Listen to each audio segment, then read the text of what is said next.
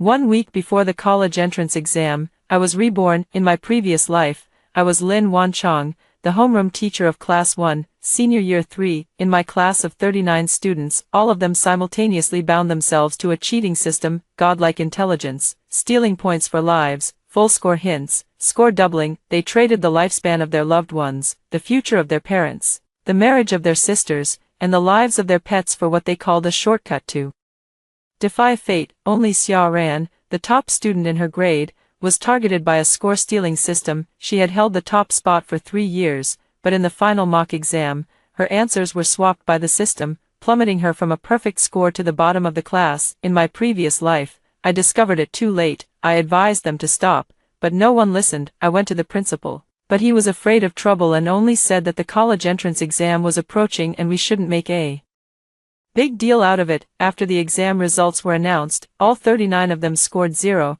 while Xia Ran became the top scorer in the province. They dared not admit they had cheated, so they blamed everything on me, saying I was biased, that I deliberately didn't teach them, and that I had taken money from Xia Ran. Parents blocked me in the office, reporters surrounded me, taking photos. Zhao Yang's father grabbed my hair and yelled at me, saying I had ruined his son's life. Zhou Zihao pushed Xia Ran in the chaos. I rushed to protect her, and was knocked down the stairs. As I fell, my ears were filled with their curses. You despicable teacher, why do you only protect Xia Ran? If you won't let us take shortcuts, you deserve to die. With my eyes open, I saw Xia Ran kneeling at the top of the stairs, crying her heart out. Blood slowly spread. At the last moment, a cold voice echoed in his mind. College entrance exam judge system activated. Justice has been desecrated, and the guardian has died in vain. Restart the trial. With my last breath, I chose yes. When I opened my eyes again, I was back to 1 week before the college entrance exam. This time,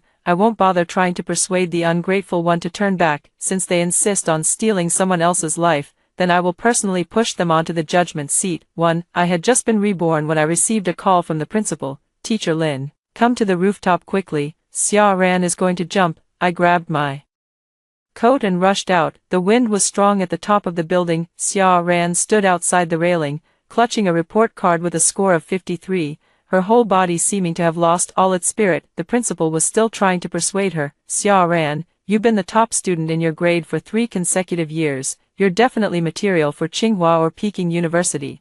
This exam slip-up is just an accident. I coldly interrupted. Principal, the difference between first place and last place in the grade is 3 years of hard work, not just a simple slip-up. The principal's face stiffened. Hearing my voice, Xia Ran's shoulders trembled violently. I walked over slowly, softening my tone. Xia Ran, look at the teacher. Her tears fell instantly. Teacher Lin, I didn't make any mistakes. I knew how to solve every problem when I was doing the test, but after I handed it in, all the answers changed. I clearly wrote the correct answers, but on the transcript, they became blank. My parents said I'm useless, that I have no hope for the college entrance exam, and they're going to marry me off to that man in the neighboring town, a man in his 40s, with the dowry money going toward buying a house for my younger brother. In my previous life, it was only at that moment that I realized something was wrong, but back then, I had no evidence, so I could only weakly say I believed her. This time, I raised my hand and removed the pen from my chest. Inside the pen was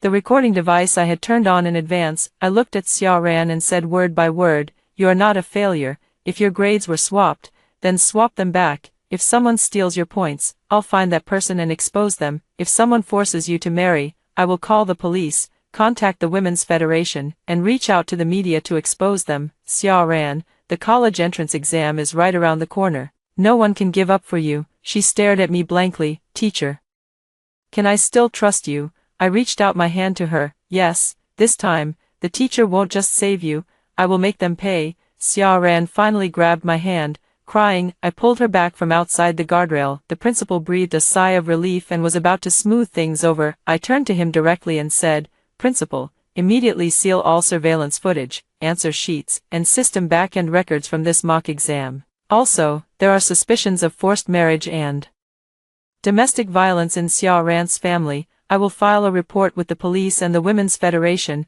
The principal frowned. Teacher Lin, isn't it bad to make such a big fuss before the college entrance exam? I smiled. In my previous life, it was precisely because everyone feared making a big deal that things ended up getting completely out of control. The principal didn't understand, but he saw that I was resolute and could only nod. After settling Xia Ran, I immediately went to the monitoring room. The most suspicious person in this mock exam was Zhao Yang. He slept throughout the exam, and when he woke up, he barely touched his pen, yet he scored 730 points, and Xia Ran filled the entire test paper, ending up with only 53 points. I copied the surveillance footage and the report card, then directly called Zhao Yang into the office. He walked in carelessly, not even bothering to zip up his school uniform. "Teacher Lin, what do you need me for? Don't tell me you want to ask me how I went from a struggling student to a top performer." I pushed the surveillance footage in front of him. In the video, he was sleeping so soundly that he was almost drooling. I asked, "You were sleeping the whole time during the exam, how did you manage to score 730 points? Zhao Yang's smile froze on his face.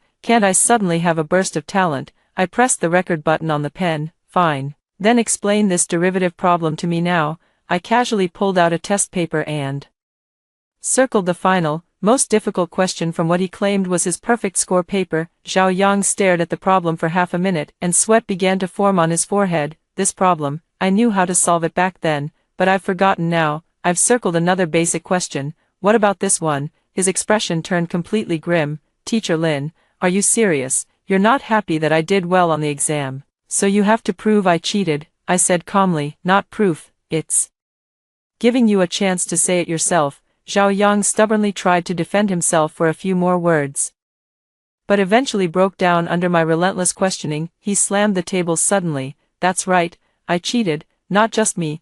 Everyone in the class except Xia Ran cheated. We all bound the college entrance exam cheating system app. As long as we exchange real-world items for skills, we can easily get into Tsinghua and Peking University." I asked him, "What did you trade for it?"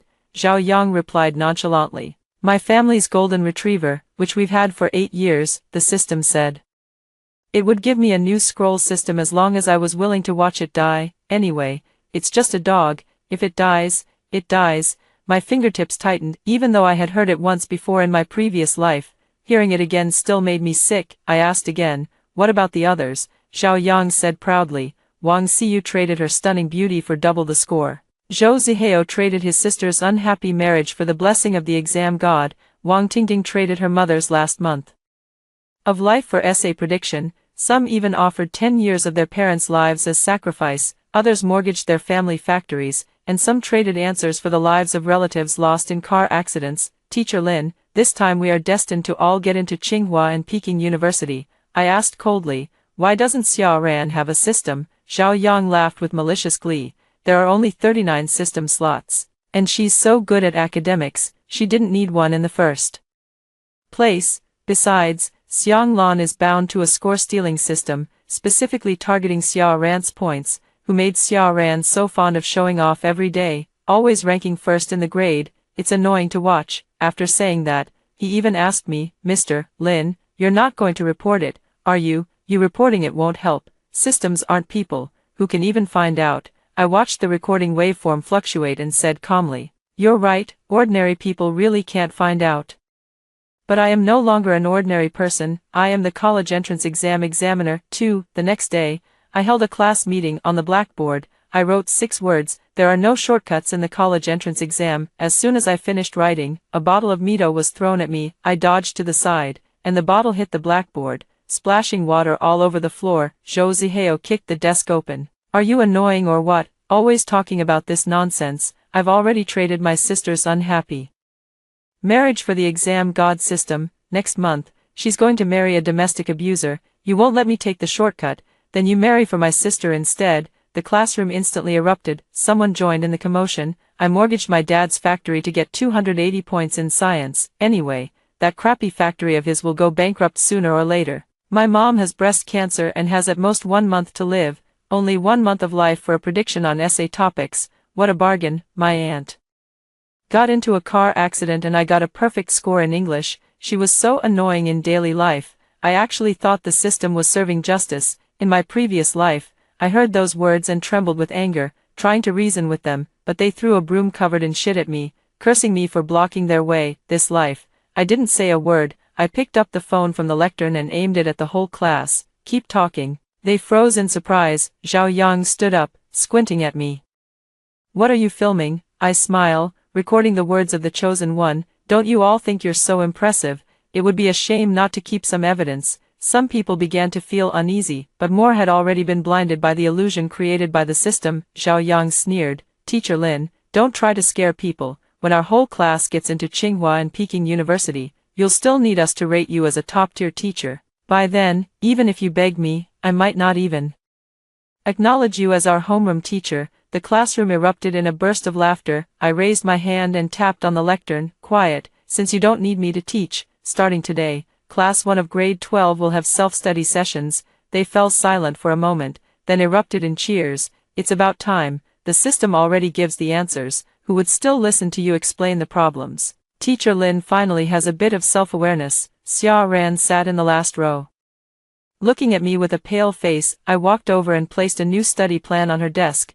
Come with me to the small classroom. Zhao Yang dragged out his words. Oh, Teacher Lin is giving special tutoring to the top student again. Zhou Zihao laughed maliciously. Don't bother anymore. She's already been flagged by the score-stealing system. Even if she studies herself to death, she'll just be paving the way for others. I stopped in my tracks and turned to look at him. Zhou Zihao, he raised an eyebrow. What's up? What's your sister's name? He was taken aback. I said, I have already submitted the keywords from your earlier statement, along with those related to your sister's unhappy marriage, to the school for record keeping. If your sister is truly being forced to marry an abusive man, I will testify that you personally admitted to trading her marriage for the system. Zhou Zihao's expression changed. How dare you? I laughed. Of course I dare. Aren't you all convinced that the system is invincible? Then let's bet. After the college entrance exams, we'll see whether it can protect you, or whether I can send you away. The classroom suddenly fell silent for a moment. I took Xia Ran and left. Before the door closed, I heard Zhao Yang loudly mock. What are you pretending for? You're just a female teacher. Do you really think you're a judge? I paused in my steps. He was actually right. 3. For the next 7 days, Class 1 of the senior year went completely crazy. Other classes were in the final sprint, while they played cards, watched dramas, sang songs, and held celebration parties in the classroom. Zhao Yang even printed a template of a Tsinghua University admission notice and posted it on the wall. Get a head start on the experience. Wang Xiyu took out her phone to take a selfie, smiling and saying, my face is about to become that of a stunning beauty. Then I can pick any handsome guy from Qingbei. She didn't know that what she had exchanged wasn't just an ordinary appearance. The system would make her age rapidly after the college entrance exam, reclaiming every bit of her beauty. Doubled. Zhou Zihao constantly urged his sister to go on blind dates in the group chat. I was sitting in the small classroom, explaining problems to Xia Ran. When he sent a message, Xia Ran's fingers turned red from writing, and suddenly he looked up. Teacher Lin, what if they really use the system to replace my score? I closed the book. I won't, but in these 2 mock exams, mock exams can be interfered with by the system. But the college entrance exam cannot. She froze. I didn't explain the system, just pushed a copy of the police report and the Women's Federation filing materials over for her to see. Also, I've already contacted your parents. If they dare to pressure you into marriage again, I'll have the police visit them. Xia Ran's tears fell onto the paper. Teacher, why did you go so far to help me? In my previous life, after I died, she knelt beside the pool of blood, crying that if it weren't for her, I wouldn't have died. But it wasn't her fault. I gently touched her head. Because you did nothing wrong. Hard-working people should not have their lives stolen. Those who suffer should not be forced to accept their fate. Xia Ran nodded firmly. The day before the college entrance exam, Zhao Yang suddenly burst into the office. His face was pale, with dark circles under his eyes. Teacher, the system isn't responding to us. I looked up, my expression one of surprise. How could that be? Aren't you the chosen ones? Zhao Yang was so anxious that his forehead was covered in sweat. My X-ray vision system hasn't responded for 2 hours, the scroll system won't open either, and everyone else's systems are malfunctioning. I suppressed my smile and slammed the table. Standing up, this must be the system gathering power. Zhao Yang was stunned. Gathering power? I said seriously, yeah, you've paid such a high price. The system should definitely give you a big surprise on the day of the college entrance exam. Revealing the answers in advance would be so unimpressive. A real system should make a stunning impact when the scores are being tallied. Zhao Yang's eyes lit up. Really? I nodded. I wouldn't be doing justice to your family's sacrifices if I didn't give you a provincial top student class. Zhao Yang didn't catch the sarcasm and excitedly ran back to the classroom. Don't be afraid, everyone. Teacher Lin said the system is building up strength, it will explode. Directly during the college entrance exam scoring, another wave of cheers erupted in the classroom. I stood at the office door, watching them run and scream. Good words can't persuade a doomed soul in this life. I gave them chances and left evidence behind. Now, it's time for them to pay for their choices.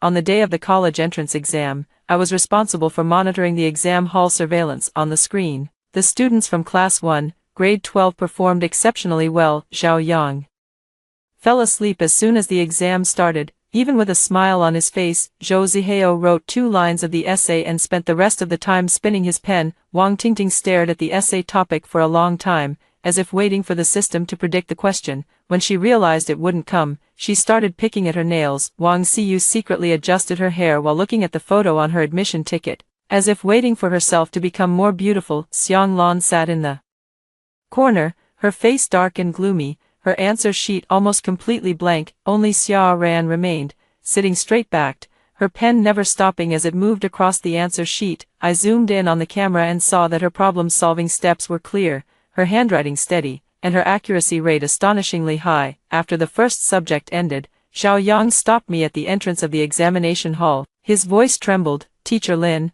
why hasn't the system come out yet? My grading system is dead. I've already submitted my blank paper. Other classmates also gathered around. My answer prompt didn't sound. I guessed all the multiple choice questions. My perfect score system didn't respond either. Teacher Lin, what on earth is going on? I looked at them and gave a gentle smile. What's the rush? Didn't I say yesterday that the real big moves come during the final scoring? You must trust the system, and also believe in the price you have paid. Zhao Yang gritted his teeth. Right, my Nike cannot have died in vain. I didn't look at him again. She turned and called Xia Ran aside. First subject was good, keep it up. Xia Ran's eyes were slightly red. Teacher, they really won't steal my points again, right? I said, no, they can't steal it anymore. For the remaining subjects, they never came to complain to me again, because they have deceived themselves. On the day the exams ended, Zhao Yang and his friends even discussed at the school gate whether the admissions offices of Tsinghua and Peking University would come to compete for them. Xia Ran held the score estimation sheet,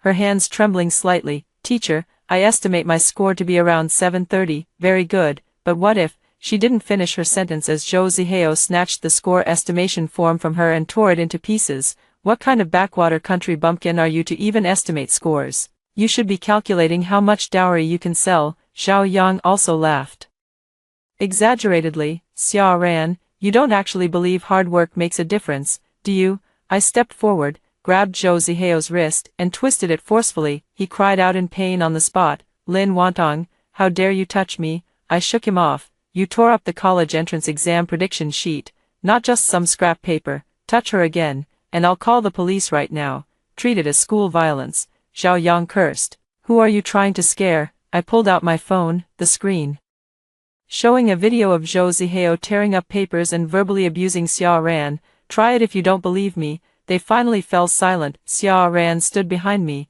for the first time not lowering her head. 5. On the day the results were announced, the students of Class 1, Grade 12 brought their parents and reporters to the school. They had informed the media in advance, claiming that their class was likely to achieve a miracle. With everyone scoring over 700 points, the school gate was as lively as a victory celebration. Zhao Yang's father, dressed in a suit, boasted to the camera, my son is usually low-key, not incapable of learning. This time, he's definitely getting into Tsinghua. Zhou Zihao's mother also brought her daughter, Zhou Ziying. Zhou Ziying's face was pale, and there were old scars on her arms. I saw her, walked straight over, and shoved a business card into her hand. This is the contact number for the Women's Federation staff, if your family pressures you to get married again, contact her immediately. Zhou Zihao's mother glared at me. Teacher Lin, aren't you overstepping your bounds? I replied to her, forcing a woman into marriage is illegal. If you want to try it, I can call the police right now.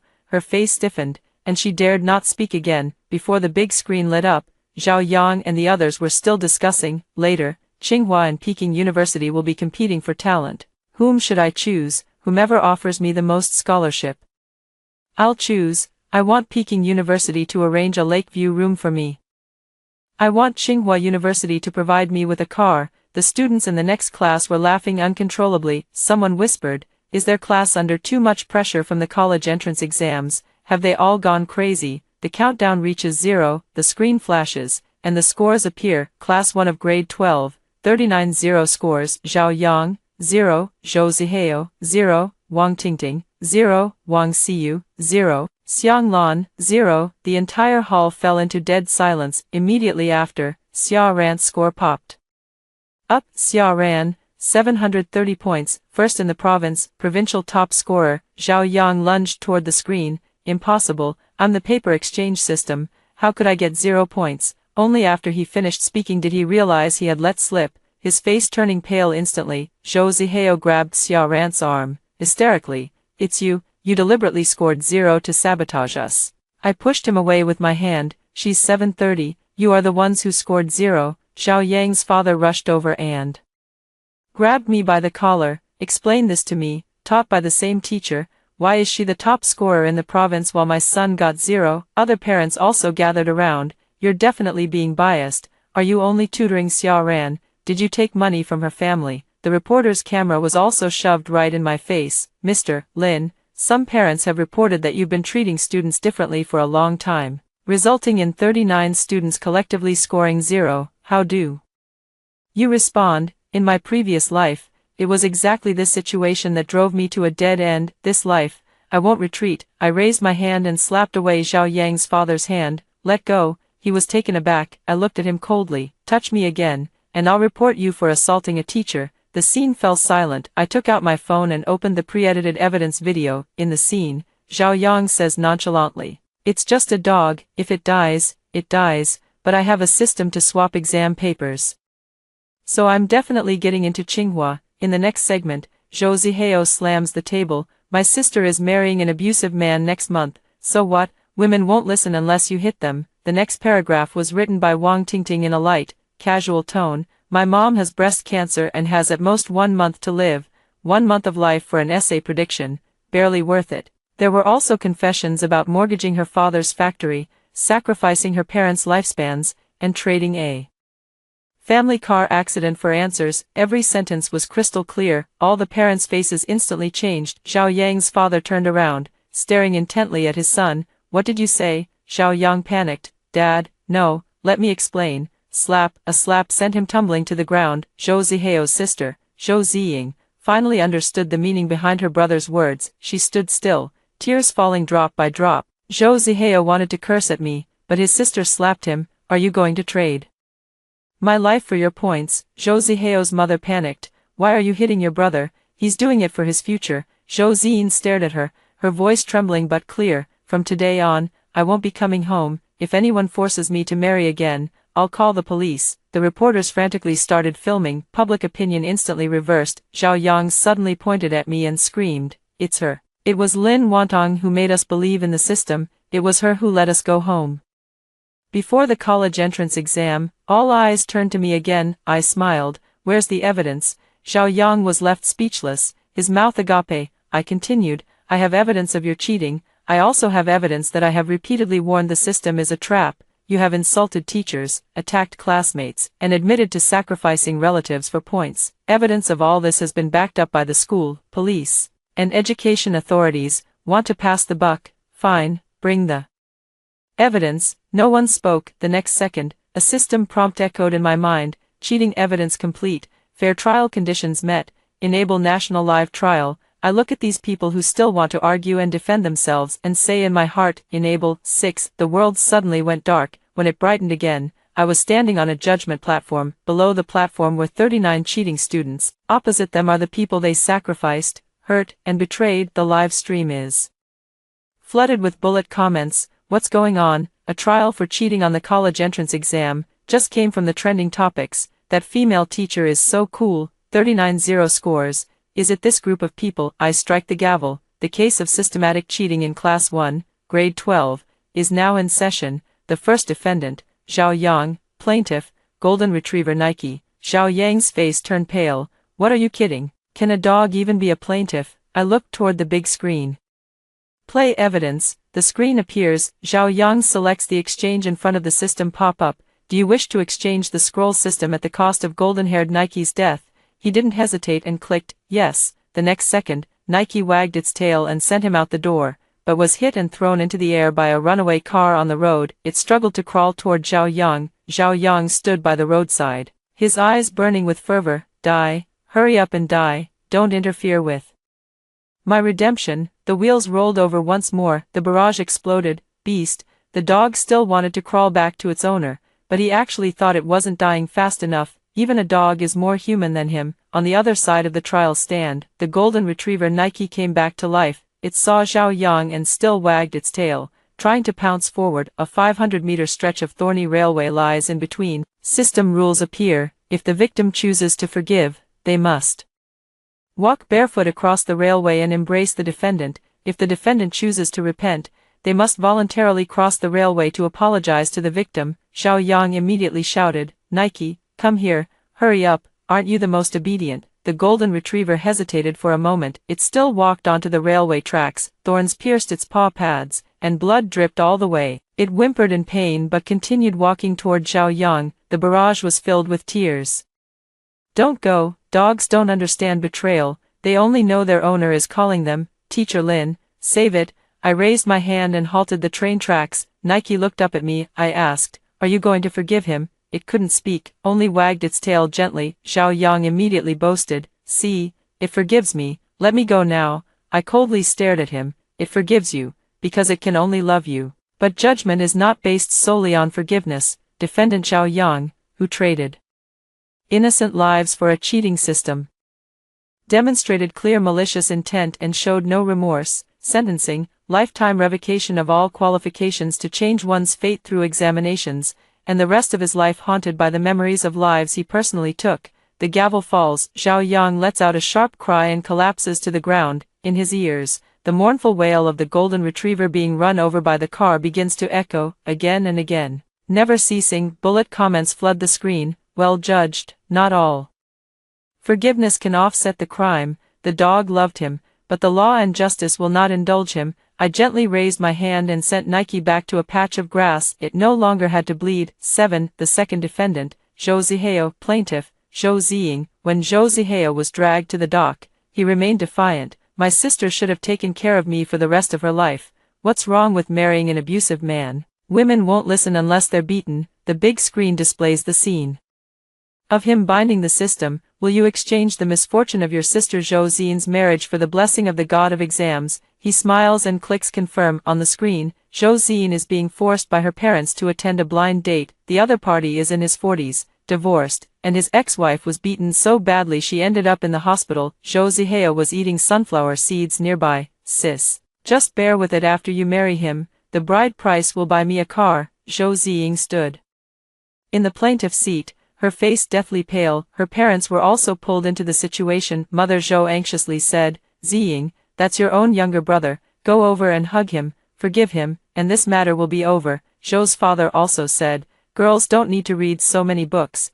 it's not a loss to get married. Zhou Zihao beckoned her with a gesture, hurry up and come over. Don't make me deny you as my sister in the future. Bullet comments rage, don't go, sister, wake up. Won't forgive. This family eats people without leaving a bone. Zhou Ziying stood there for a long time. I asked her, do you want to know what consequences your forgiveness will bring? She looked up. Want to? I said, you will marry an abusive man, be beaten 17 times in the 3 years after marriage, and finally die from severe injuries. Zhou Ziying trembled all over. Zhou Zihao's face changed. Teacher Lin, stop scaring her. I ignored him and only asked Zhou Ziying, you have a choice. Your life is not a sacrifice for anyone. Zhou's mother rushed forward to push her. Your brother cannot be destroyed. I raised my hand, and a barrier rose outside the thorny railway. During the trial, no one may compel the plaintiff. Zhou Ziying looked at the barrier and suddenly smiled. Her tears fell, but her voice was firm. I will not forgive. From today on, whether Zhou Zihao lives or dies has nothing to do with me. The gavel falls. Defendant Zhou Zihao has not received forgiveness from the victim, and has maliciously sacrificed his closest relatives. Sentencing, a lifetime of misfortune, plagued by bad luck. The next second, the chair beneath Zhou Zihao suddenly broke, and he fell, blood streaming from his head. His mother rushed over to help him, but her foot slipped, knocking into his father. The family descended into chaos. The barrage burst into laughter. Instant karma strikes fast. Sister, run. I turned to look at Zhou Ziying. I have already submitted your real life assistance materials to the relevant departments. After the trial, someone will come to take you away. She cried and bowed to me. Thank you, Teacher Lin. 8. The third defendant, Wang Tingting. The plaintiff is her mother, who has breast cancer. The large screen displays the exchange footage. Would you trade your mother's last month of life for a guaranteed essay topic? Wang Tingting hesitated for only 2 seconds. After all, she only has 1 month left to live. Exchanging that for a perfect essay score is a great deal. Bullet comments instantly flooded with abuse. Wang Tingting knelt on the defendant's stand, sobbing uncontrollably. Mom, I was wrong, but you only had 1 month left anyway, and I still have a lifetime. Please forgive me, Mom. Her mother sat in the plaintiff's seat, so emaciated that she seemed little more than bones. Hearing her daughter cry, her first reaction was still concern. She took off her shoes and tried to walk onto the thorny railway track. I stopped her. If you go over there, you'll die on the spot. Tears welled up in her eyes. I know, but she is my daughter. I asked, did you also teach her to trade your life for essay predictions? The woman froze. I continued, loving a child does not mean taking on all their sins for them. You can love her, and you can also not forgive. Let her take responsibility for her own choices. It's not that you're unworthy of being a mother, it's that she is unworthy of trampling on your life. Wang Tingting grew anxious. Mom, don't listen to her stirring up trouble. Didn't you say you'd be my mom again in the next life? You have to crawl over here if you have to. The mother had already stepped onto the railway tracks. Upon hearing these words, her body froze. She looked at Wang Tingting as if meeting her daughter for the first time. After a long while, she slowly withdrew her foot. Tingting, Mom is tired. This time, you handle it yourself. Wang Tingting screamed in despair. No. You can't do this to me. The gavel falls. The defendant, Wang Tingting, has not been forgiven by the victim. Sentence, lifespan halved. Plagued by pain day and night, she collapses to the ground, writhing in agony. Her mother was in tears, but she did not look back again. 9. One after another, the defendants were brought before the court. Someone traded their father's factory for high scores in science. Sentenced to a lifetime of poverty, forever unable to gain wealth through speculation. Someone traded 10 years of their parents' lives for an English answer, sentenced to spend the rest of their life rejected by family, with all desires unfulfilled. Someone traded their aunt's car accident for the final math question, sentenced to encounter accidents at every crucial decision, with no smooth path ever. Wang Siyu's case was the most special. She traded her stunning beauty for double the score. When the trial began, her parents appeared together in the plaintiff's seat. The so-called perfect beauty of the system came at the cost of her parents' complete breakdown, turning them into enemies who hated each other. I thought Wang Siyu would cry and beg them to reconcile, but as soon as they appeared, her parents started arguing. If it weren't for the fear of affecting her college entrance exam, I would have divorced long ago. Do you think I want to hold back? She's an adult now, and I don't want custody. Wang Siyu stood there, her face as pale as paper. She watched them argue until their faces twisted in anger. Then suddenly spoke. Enough. If you want to divorce, then divorce. I'm already 18, I don't need either of you to support me. She looked at me. Teacher Lin, I made a mistake, and I admit it, but their marriage shouldn't be counted on my account. I fell silent for a moment. In my previous life, I never had the chance to hear her say these words. In this life, at least she knew to take responsibility for her part. I struck the gavel. Defendant Wang Siyu, abuse of the system and cheating in the exam are confirmed. Sentencing, disqualification from this year's college entrance examination, ineligible to take the exam for 3 years. The parents' marital relationship has no direct causal link to the cheating behavior. The parent-child bond is severed, and no additional penalties will be imposed. The barrage was filled with sighs. This judgment is reasonable. She was wrong, but she is not the trash can for her parents' marriage. Wang Siyu, with reddened eyes, bowed to me.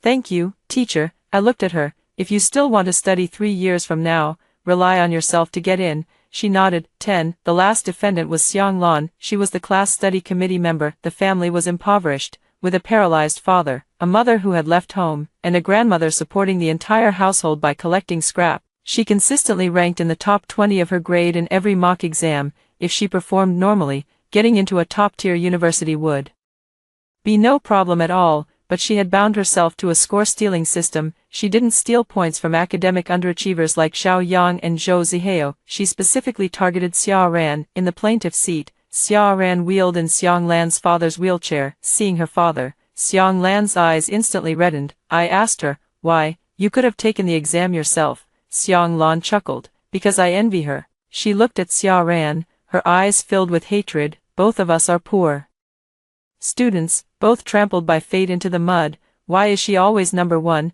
She can live on campus to avoid her parents' entanglements, and you protect her. What about me? Every day after school, I have to bathe my dad, feed him, help him turn over, and also accompany my grandma to collect scrap. My study time is getting less and less, yet she consistently holds the top position. Is this fair? Xia Ran gripped the armrests of the wheelchair tightly. Xiang Lan, I studied hard not to surpass you.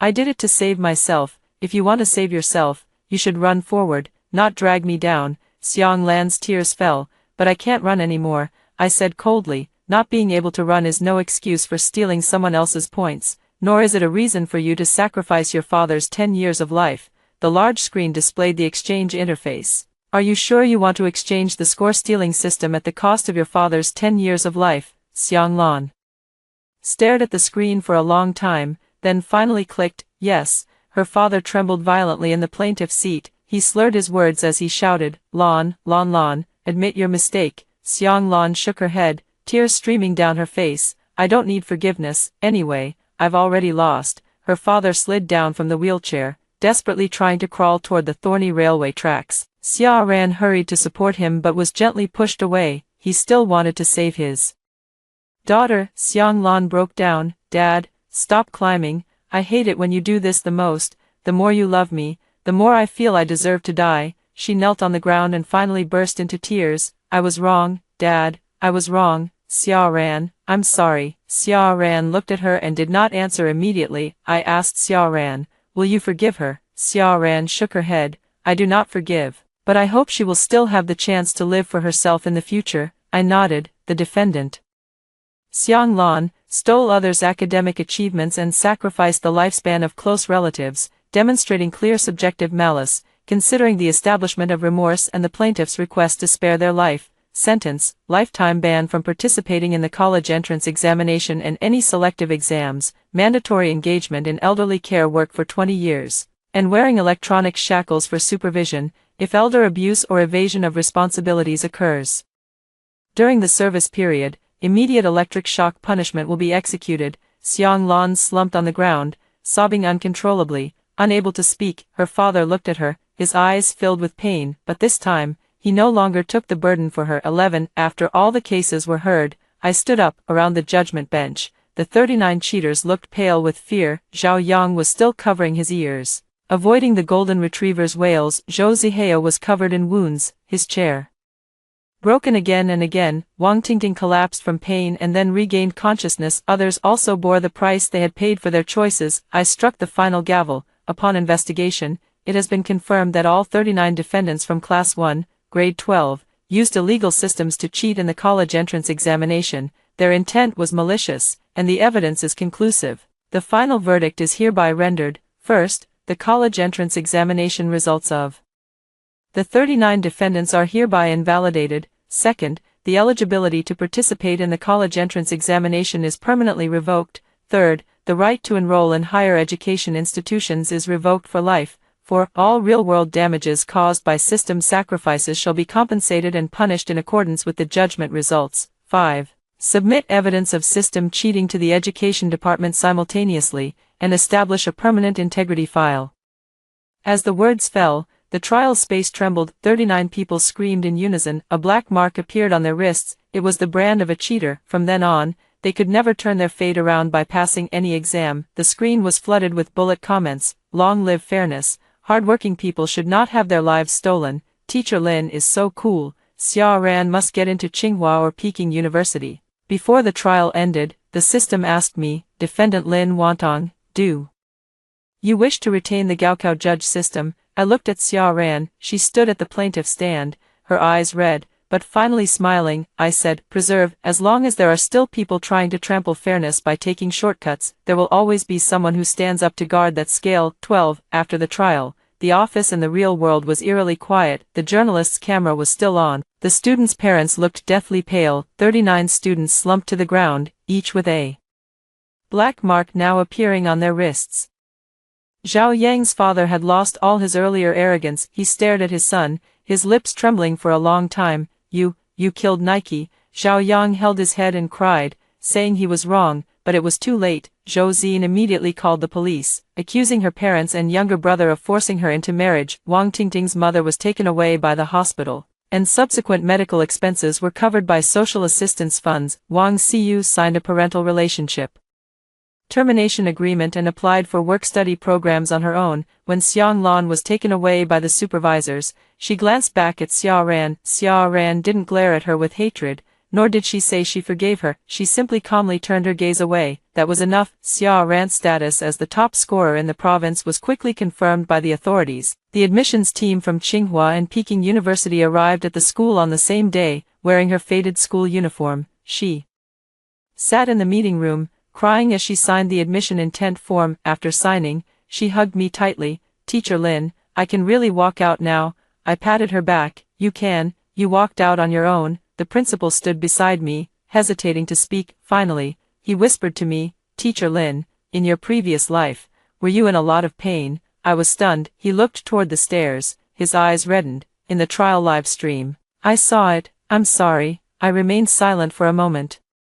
Apologies are useless. If any student in the school is bullied, coerced, or wronged in the future, don't be afraid to make a scene. The principal nodded solemnly. I remember. 13. A month later, the college entrance exam cheating incident was included in the National Integrity Education case studies. The names of the 39 students from Class 1, Grade 12 were permanently placed on the Education Integrity Blacklist. They once believed they were the chosen ones, but in the end, they couldn't even find their way back to the path of ordinary people. Xia Ran successfully received her admission letter from Tsinghua University. On the day she left school, she carried an old backpack containing the materials I had organized for her, along with a few changes of clothes. Her parents came to the school gate and made a scene once. The police car arrived very quickly. They never dared to show up again. Zhou Xin also left her biological family and went to work elsewhere. Before leaving, she sent me a message. Teacher Lin, I finally don't have to marry that man. Thank you for letting me know that not forgiving is also a way to live. I looked at those words and smiled for a long time. Later, a reporter asked me, Teacher Lin, what do you think is the most important significance of the college entrance exam? I thought for a moment and said, it's not about making everyone successful, rather, it's about ensuring that every ounce of effort has a fair chance to be weighed. Some are born in high rises, while others are trapped in the mud, but at least before the answer sheet, they should all speak with their own pens. Off camera, Xia Ran waved to me. Sunlight fell upon her, bright and pure. I suddenly remembered how she cried out my name before her death in my previous life. At that time, I thought everything was over, but fortunately, fate gave me a chance to start over. In this life, I did not die again in their slander, nor did I let Xia Ran die in the stolen life. The college entrance examination must be fair. When fairness is desecrated, someone must become the guardian of justice, and I, Lin Wantong, am that judge. After hearing the first story above, what are your thoughts? Feel free to share your opinions in the comments section. Next, there is another similar story. Let's continue to see. The first thing I did after being reborn was to refuse the $300,000 living allowance from my parents and instead take out a massive online loan, all because, in my past life, my roommate had bound a system that could swap any money I received with hers. No matter how much I asked my family to transfer, my account balance would always show only $300. Meanwhile, she used my money to become the glamorous campus belle, dated the school heartthrob, and even turned the tables by claiming I was the malicious poor student she had been supporting. I angrily opened the transfer records my parents had sent me, wanting to prove my point, only to be shocked that all the amounts had changed to 300. Meanwhile, my roommate pitifully held up her phone. Look, my parents send me 300,000 every month. I don't understand why Josephine refuses to face reality. I was bombarded with overwhelming attacks and insults. Every relative who came forward to testify for me met with misfortune and died tragically, and my own health rapidly deteriorated. In the end, the campus heartthrob, seeking revenge for his roommate, had me dragged into a small grove where I was tortured to death. When I opened my eyes again, I had been reborn. This time, I'll see just how long my roommate, burdened with massive online loans, can keep up the act. Josephine, you're truly disgusting. Turns out all your designer clothes came from handouts. Even Miss Freya doesn't flaunt her wealth like you do, living off charity yet spending so extravagantly. It's outrageous. Only someone as kind-hearted as Miss Freya would tolerate you, otherwise you'd have been kicked out long ago. Stop playing dead and speak, get on your knees and apologize to Miss Freya right now, or don't blame us for what happens next. As the stream of curses continued ringing in my ears, I felt a momentary daze before realizing I had truly been reborn, back to the day when my roommate Freya impersonated a wealthy heiress through the system, labeling me as the impoverished student she was sponsoring. Now, seeing that I hadn't spoken up for a while, Freya stepped forward and spoke up with understanding. Josephine, you wouldn't possibly claim that all this money was given to you by your parents, and that you're actually the daughter of a wealthy family, would you? If so, why don't you show us your balance and let everyone see for themselves, or better yet, have your parents transfer you a few $100,000 right now? That way, none of us would have anything left to say. In my past life, I fell right into the trap. Staring at the $300 balance in my card, I couldn't believe my eyes. And frantically asked my parents to transfer money to me, eager to prove myself. I never imagined I'd end up elevating her instead, helping her amass a fortune and solidify her status as a wealthy heiress. And all the money my parents sent me, the moment I raised my phone, transformed into mere transfers of a few $dozen at most. In an instant, I became the target of public scorn. Everyone condemned me as vain and selfish, accusing me of exploiting my impoverished parents for personal gain. I was pondering how to fight against this system when Nathan, the school heartthrob who had been silent all along, suddenly spoke up. Josephine, even now you still refuse to admit your mistakes. Someone as vain and selfish as you doesn't deserve Freya's help. Just thinking about how you shamelessly chased after me before makes me sick. His brows furrowed in disgust as he stepped forward and shoved me to the ground with force. Yet during military training, it was him who approached me first, complimenting how beautiful the necklace around my neck was and saying he wanted to borrow it to buy one like it for his mother. And now, he shoved me hard to the ground, my shoulder aching fiercely, while the crowd around us erupted, cheering and shouting, "Way to go, Nathan." Freya grew even more aggressive. She bit her lip, looking at me with tearful eyes, showing no intention of helping me up. Josephine, I never thought it would come to this. As roommates, all you had to do was admit your mistake, and I wouldn't have pushed it. But why must you stubbornly twist the truth? Did I ever say I'd stubbornly deny it? I gritted my teeth and struggled to my feet, forcing out a smile. I'm sorry, Miss Freya, it was indeed my vanity that made me spend the money you gave me on these things. As punishment, I'll donate them to charity for resale. I hope you won't hold it against me, Miss Freya, and that you'll continue to support me in the future. The classmates, who had been ready with a barrage of words, were left speechless, exchanging uncertain glances, unsure of what to say. Freya was also stunned, her eyes flickering for a moment. Josephine, there's no need for this.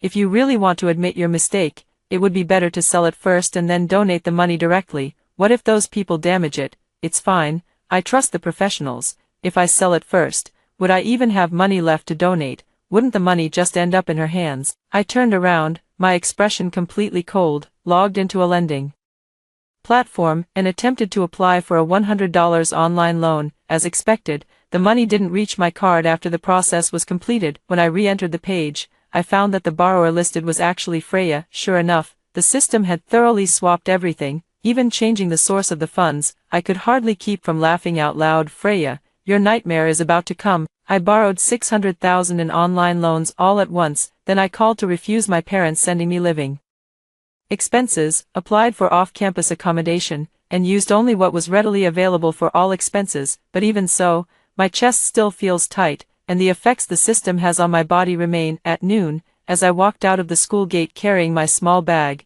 I saw Freya and Nathan waiting by the roadside for a ride, followed by many classmates. Everyone noticed me, their faces filled with mocking expressions. Josephine, Freya called my name loudly and ran toward me, her face beaming with joy. What a coincidence, I was just talking about you. After some thought, I realized it's better to teach a man to fish than to give him a fish. I've decided to stop giving you financial support and instead help you find part-time work. It must be said, money really does nurture a person. Nowadays, Freya is decked out in designer brands from head to toe, and the insecurity and sensitivity in her eyes have completely vanished. It's hard to connect her with the girl who could only afford a single plate of shredded potatoes for a meal in the past. I'm really curious.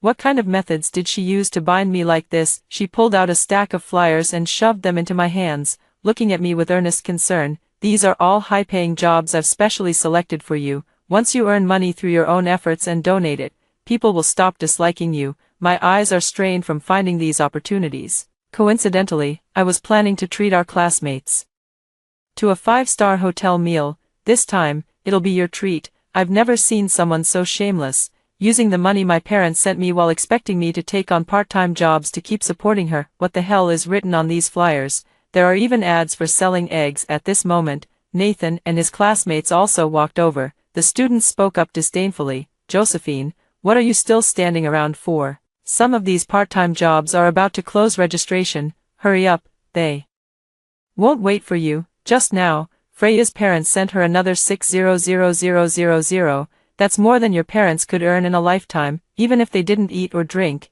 How can you, a scholarship student, afford to just stand here doing nothing? A gleaming Rolex had mysteriously appeared on Nathan's wrist, estimated to be worth hundreds of thousands.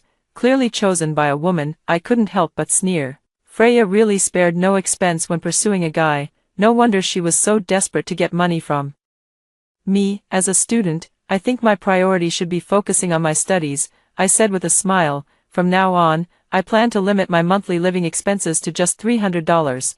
Not a penny more. I welcome everyone to hold me accountable. I turned to leave, but someone suddenly grabbed my arm. Is this the attitude a poor student should have when speaking to your young lady? Nathan shook me off with disgust. As if he had touched something filthy, Freya went out of her way to find these part-time jobs for you. How dare you refuse? Do you really enjoy being a parasite? His icy gaze overlapped with the look he gave when watching others torment me in my past life, and I instinctively held my breath, and he had already flung me forcefully to the ground, pulling Freya away as he turned to leave. A thought suddenly rose in my mind. It seemed that Nathan wasn't just treating me this way to please Freya. He genuinely seemed to hate me. It took a long time before my family's driver finally arrived to pick me up in the Rolls-Royce. By then, I was already drenched in sweat from the heat. He parked the car unhurriedly and only then honked twice to signal me over. Uncle Bob, why are you so slow? I was almost passing out from heatstroke, and my back was already soaked with sweat by the time I got in the car. Clearly in a good mood,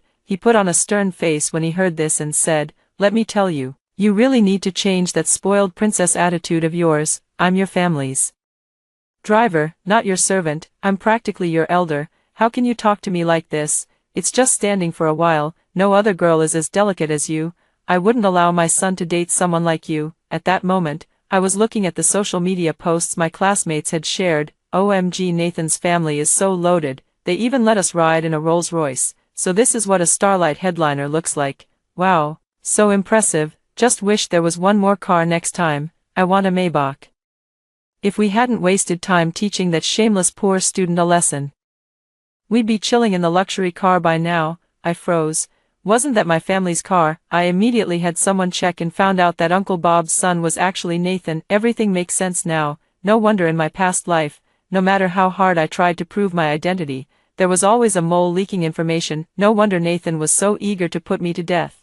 I'm afraid everything was a coordinated effort between him and Freya. My hands slowly reached for the necklace that Nathan had borrowed during military training. It seems that was when Freya, originally a poor student, suddenly became incredibly wealthy. Unfortunately, at the time, I used my meal card every day and didn't pay much attention to my balance, which gave her the opportunity. Miss Josephine, what are you trying to do? With a sudden break, Uncle Bob looked at me through the rearview mirror with lingering fear. His gaze falling on my hand about to remove the necklace, he exclaimed in panic, "This is the coming-of-age gift from the madam. You're not going to take it off, are you?" Looking at him like this, all the answers became obvious. Of course not. I'll just touch it. I laughed and simply closed my eyes. Hearing the man in the driver's seat let out a sigh of relief. Back at the villa, I immediately took off the necklace and called my dad to tell him that Uncle Bob was being inappropriate and to fire him, then enjoyed a meal prepared by a French chef. And after eating and drinking to my heart's content, I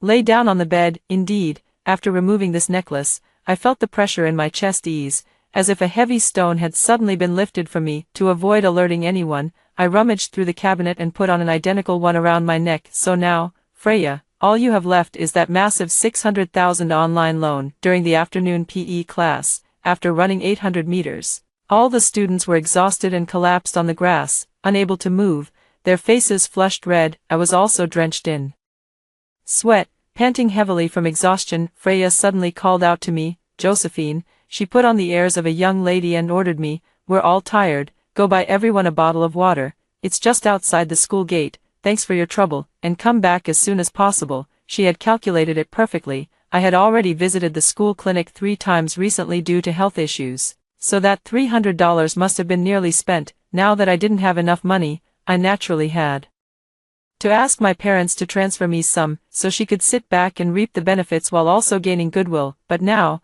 after deactivating the system, I didn't indulge her at all and said coldly, "You make it sound so easy, there are 80 people here, why don't you go yourself?" Freya bit her lip and looked at me with a troubled expression. "Josephine, I just wanted to give you a chance to mend your relationships with your classmates. I transferred so much money to you before, you couldn't have spent it all, right? Since you're free now, why not go buy water for everyone, consider it a contribution to the group." A subtle glint flickered in her eyes. "If you're really out of money, just ask your parents for some, they're supposed to support you." After all, the surrounding classmates, sweltering in the heat, erupted in anger. "Freya treated us all to a 5-star restaurant at noon, see how generous she is. How can there be such a big difference in the same dorm? All you know is taking advantage. Huh, you dare disobey Miss Freya's orders, you must be tired of living. How can there be someone like you who doesn't know their place? Being poor is one thing, but you're so stingy too. Is a few $dozen going to kill you?"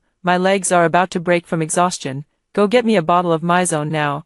I looked at these greedy, selfish fair-weather friends and sneered, "You really have the nerve, acting like you're the only ones who are tired, so I'm just supposed to be at your beck and call." Suddenly, hurried footsteps sounded from behind. "Josephine, you bitch."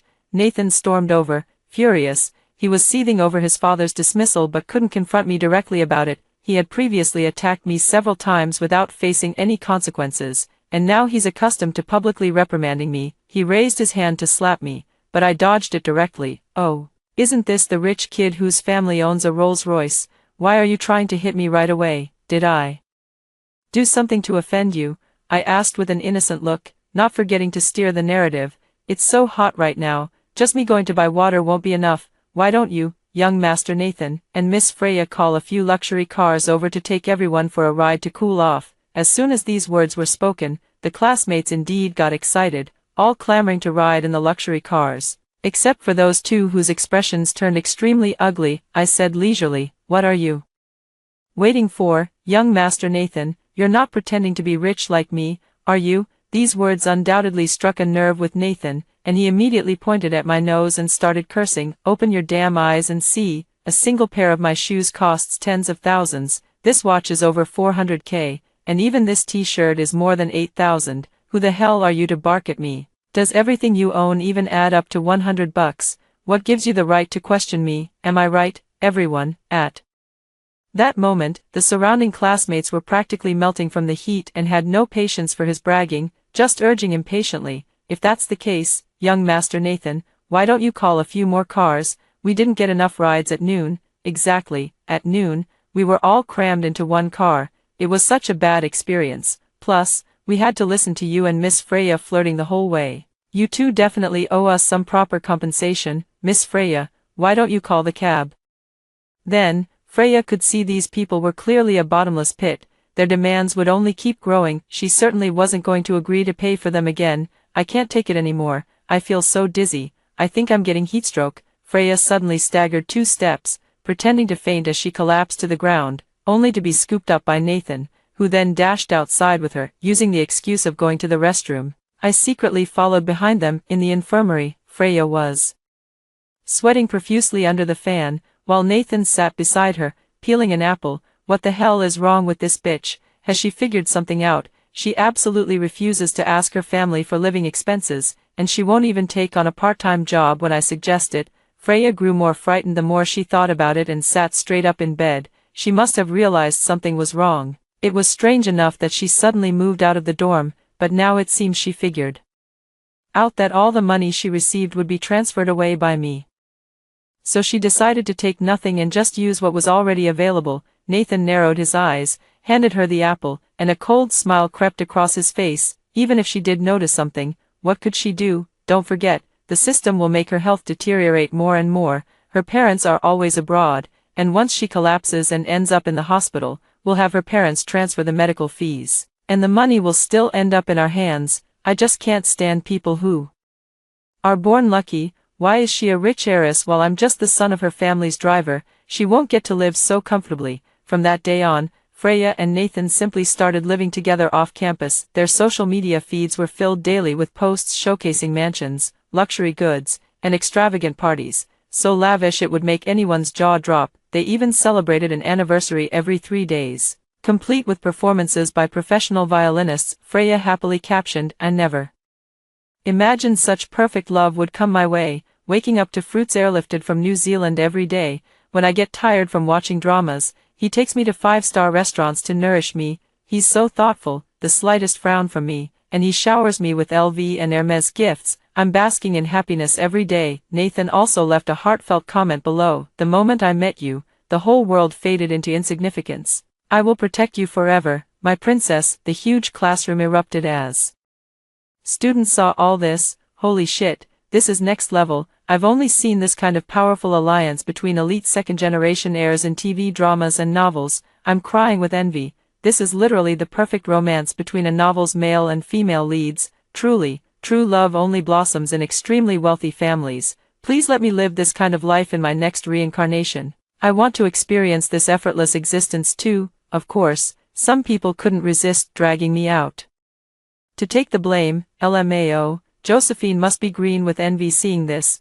No matter how hard he tried to chase the Nathan family's fortune before, he never caught up. Oh please, people end up with their own kind for a reason. Freya is a rich heiress. She deserves gifts worth hundreds of thousands or millions. Meanwhile, Josephine probably cries tears of gratitude over a $10 bracelet. Someone that low class would never catch Nathan's eye. Ha ha ha, Josephine's gonna want to jump off a building. After hearing this, the guy she desperately simped for just publicly humiliated her by getting with his social equal. A single casually flaunted gift from them would be something she could never afford in her lifetime. I listened to all this without a flicker of change in my expression, because just moments ago, my parents abroad, feeling guilty for neglecting me, bought me 5 more villas to stay in wherever I pleased during summer vacation. With such wealth at my disposal, how could I possibly be the slightest bit affected by such petty voices around me? Moreover, these two are about to have their good times come to an end. Finally, the debt collectors came knocking, demanding Freya repay the loan of $1.2 million with interest within 3 days. She was in the middle of playing bedroom games with Nathan when she received the text message. Stunned, she couldn't believe her eyes. Yet, the debt collection calls kept pouring in one after another, even reaching her parents, who asked her what was going on. What's going on? When did I ever take out an online loan? Are you sure you've got the right person? However, the other party directly sent over her ID card and the transfer information for that $600,000. Freya, we know your school and home address, as well as information about your friends and family. Just return the money honestly, and nothing will happen otherwise. Don't blame us for ruining you. People should always pay for their early indulgences, shouldn't they? I was getting a spa at the villa when Freya called, and it was almost 11 p.m., time for me to sleep. I answered the phone as soon as I heard it ring, and the sharp scream on the other end nearly pierced my eardrum. Josephine, are you fucking insane? How dare you take out a $600,000 online loan? Are you trying to get yourself killed? I picked at my ear with one hand, almost laughing out loud. As expected from the online lending platform I carefully chose, it must have driven Freya completely mad by now. What online loan? I don't understand what you're talking about, and even if I did take one out, it's none of your business. Why are you so worked up? I said coolly before hanging up the phone without hesitation. The next morning at 8, I entered the classroom as usual and found a seat to sit down. As soon as I sat down, the girl next to me suddenly let out a scream, looking disgusted as she quickly gathered her things and stood up. Get away from me, you're disgusting, she shouted loudly, grabbing her backpack and swiftly moving to a seat in the back. The drowsiness of not being fully awake instantly dissipated, and various murmurs began to rise around. Indeed, when people are poor to a certain extent, they resort to crooked paths. Who would have thought she could do such a thing? It's utterly disgusting. She's a disgrace to our college. The principal should expel her immediately and not let her ruin the campus atmosphere any further. Her parents must be heartbroken. After all their efforts to raise their daughter, she ends up doing something like this, throwing away her dignity for money. No wonder Nathan hates her so much. He probably knew she was being kept by someone long ago. I heard this last sentence crystal clear and immediately slammed the table, standing up. What the hell are you talking about? If you've got the guts, say it to my face. The moment I finished speaking, a phone was thrown right in front of me. Josephine, you brought this shame upon yourself by refusing to save face when given the chance. We've already shown you considerable restraint by not pointing fingers directly at you. This humiliation is entirely of your own making. I looked at my phone screen, and the first thing that caught my eye was the word, explosive, on a campus forum post. Rumor, a financially struggling student at our school allegedly becomes a sugar baby, willingly acting as a mistress for an older man to live in a luxury mansion. The accompanying images were multiple photos of me entering my family's villa and stepping out of a luxury car. Every photo cunningly blurred half of my face, but anyone with eyes can still recognize it's me. Post content. There's a financially struggling student at our school who's been living off her roommate's support, yet she spends extravagantly, exploiting others' kindness for luxury consumption. After being exposed, her roommate withdrew the support, holding a grudge. She actually hooked up with an older man to earn money through her body, then turned around to verbally abuse and attack her former roommate out of deliberate revenge. Utterly appalling. Since last night, the comments section has already piled up hundreds of replies. Holy shit, isn't this the perfect real-life version of The Farmer and the Viper? Some people will resent you if you help them once but not for a lifetime. This is so disgusting. Why does the girl in the photo look so familiar? She looks like Josephine from our department, and the details all match up. No wonder she dresses up so prim and proper every day. Turns out she's being kept. She really treats finding a man as her second chance at life. Damn, I hope she drops dead soon. I've always disliked her. If I ever see someone like her ruining the school's reputation, I'll make sure she meets the king of hell. Tisk tsk. This is what female college students are like nowadays. Can't blame them. The allure of a luxury mansion is too strong. They don't even mind the old man's musty smell. How filthy. I slammed my hand on the table and said sternly, these are nothing but slanderous lies. I'll call the police right now to clear my name. As I was about to dial the emergency number, Freya stepped forward and stopped me. Josephine, we all know you're a financially struggling student, yet these photos clearly show you living in a luxury house and riding in expensive cars. Don't you have anything to explain to everyone? We're just raising reasonable doubts. If we've wronged you, just prove yourself. We're all classmates. No need to escalate things like this, even calling the police. Right now, just looking at her face makes me want to tear it apart. I didn't steal or rob anything. Why should I explain myself to you? Who do you think you are? Nathan also stepped forward, still looking at me with that same disdainful and contemptuous expression. Josephine, you really need to reflect on yourself. Why is it that I just can't stand you? Someone as selfish, low class, and uncultured as you makes me sick just looking at you. Why don't you take a whiff of the stench of poverty you reek from head to toe? What else could you be but a kept woman? If you've got the guts, show us your bank balance to prove it. I'll prove your damn uncle. I immediately grabbed a stack of books and hurled them at him with full force. I understand that they are now completely desperate and must resort to such means to force me to prove my identity, and if I do prove my identity, it will inevitably require my parents to transfer money to me, thereby resolving their crisis. Watching Nathan's expression suddenly turn cold, I clapped my hands and said with a smile, since things have come to this point, I won't hide it from everyone any longer. I will now prove my true identity to all of you. I picked up my phone and called my dad. Hey dad, I need some money for something. Can you transfer me 30 million? Yeah, I'm fine. Love you, dad. The classmates around me burst out laughing when they heard this. No way, Josephine, are you out of your mind? Do you even understand what 30 million means? You've read too many novels, thinking you're some kind of domineering CEO's family. Don't tell me you called that old man, laughing my head off at 30 million, selling you to northern Myanmar to harvest your kidneys and eyes wouldn't even fetch $1 million. Only Freya, standing to the side, widened her eyes in extreme excitement, her shoulders trembling uncontrollably. She clutched her phone tightly, wishing she could shove her head right into the screen, but the sudden wealth she had anticipated didn't come. Instead, a chorus of shocked exclamations erupted from the classmates gathered around me. 1 2 3 4 5, that's a full 7 zeros. am I seeing this right? Oh my god, I'm gonna faint. I've never seen so much money in my life. No way, Josephine, are you serious? Are you really from a wealthy family, but why didn't you admit it before? Meanwhile, on the other side, Freya stood frozen like a statue, her pupils trembling as she stared at her phone. Nathan only needed one glance before he frantically pushed forward and snatched my phone from my hands. When he saw the glaring balance of 30 million on the screen, he was instantly stunned, taking 2 disbelieving steps back and grabbing the table for support. My name is Josephine, and my father is David Smith. You can look it up online to see how many companies are under his name.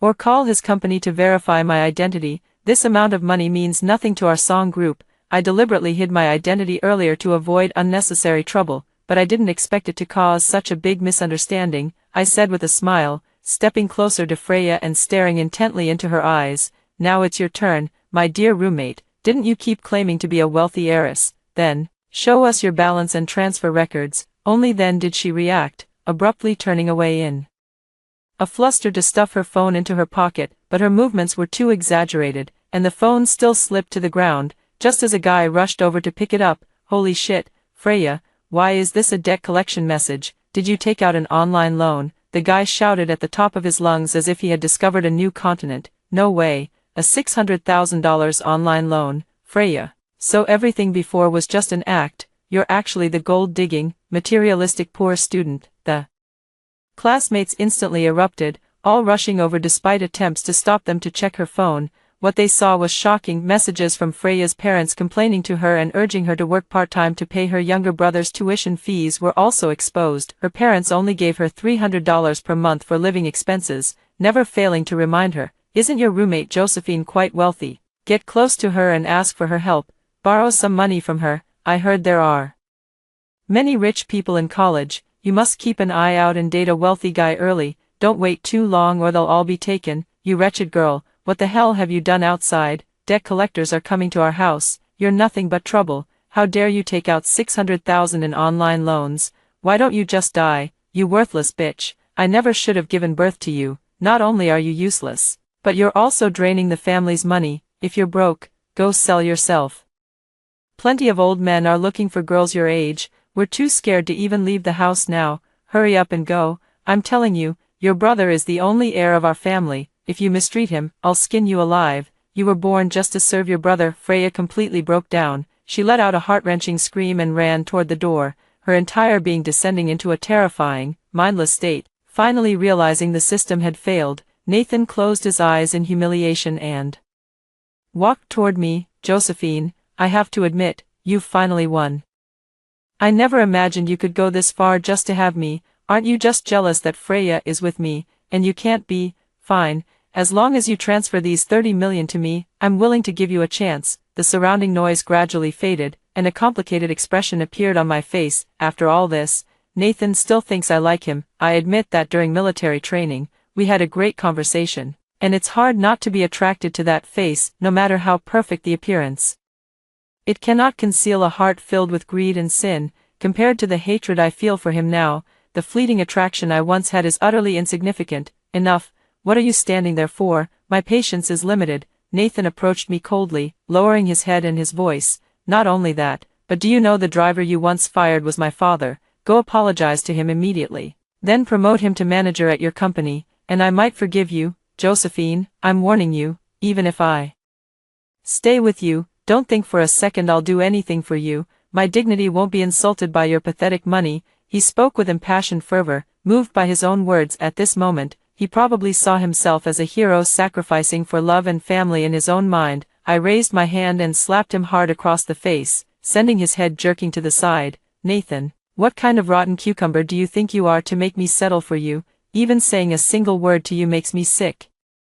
Get lost." Under my secret instructions, the debt collectors found their residential address. The moment the door opened, faced with so many burly men with tattooed arms, Freya was so frightened that she fainted on the spot, and Nathan was dragged into their car. No one knew what they did to him. The next time I heard about them was when Freya's parents, in order to repay the debt, accepted a bride price and sold her to an old bachelor to be his wife. Nathan was directly beaten and had his legs broken by debt collectors before being sold to northern Myanmar. where he began living a life devoid of sunlight. Upon learning this, I was enjoying pastries made by a French chef while watching a movie in the starlit theater of my villa. Every gift bestowed by fate has its price secretly marked in advance, and the greedy will inevitably pay for their actions. After hearing the second story above, what are your thoughts? Feel free to share your opinions in the comments section. Next, there is another similar story. Let's continue to see. After returning from studying abroad, my sister became a staunch anti-abortion advocate, yet, she unexpectedly became pregnant,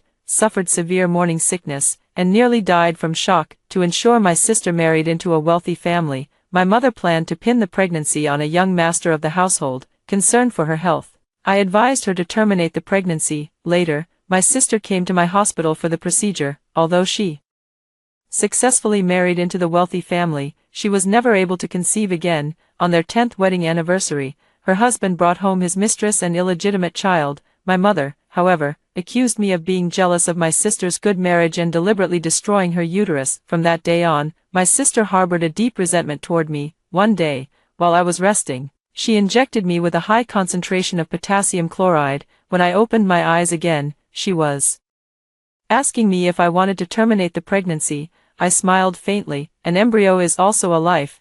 Your uterus is your decision. At a community gathering, my sister wore a white dress and was sharing her experiences of studying abroad with the uncles and aunts in the neighborhood, from IELTS exams to how to win over professors. But then, she abruptly shifted the topic and began promoting anti-abortion knowledge. Abortion is the murder of one's children, leading to discord between husband and wife, and the collapse of the family. A woman's womb should not become a slaughterhouse. The harm of one abortion is equivalent to 10 normal childbirths. Foreign experiments show that women who have had abortions and then give birth again not only have lower intelligence and weaker physiques but also unstable emotions. For the happiness of the family, everyone must cherish every child. Most of the aunts in the audience were over 50 years old and strongly agreed with her sister's viewpoint. Just as she was about to continue speaking, she suddenly clutched her stomach and began to feel nauseous and retch. After being rushed to the hospital, a check revealed that she was 2 months pregnant. Her mother was so furious that she slapped her across the face and demanded to know whose child it was.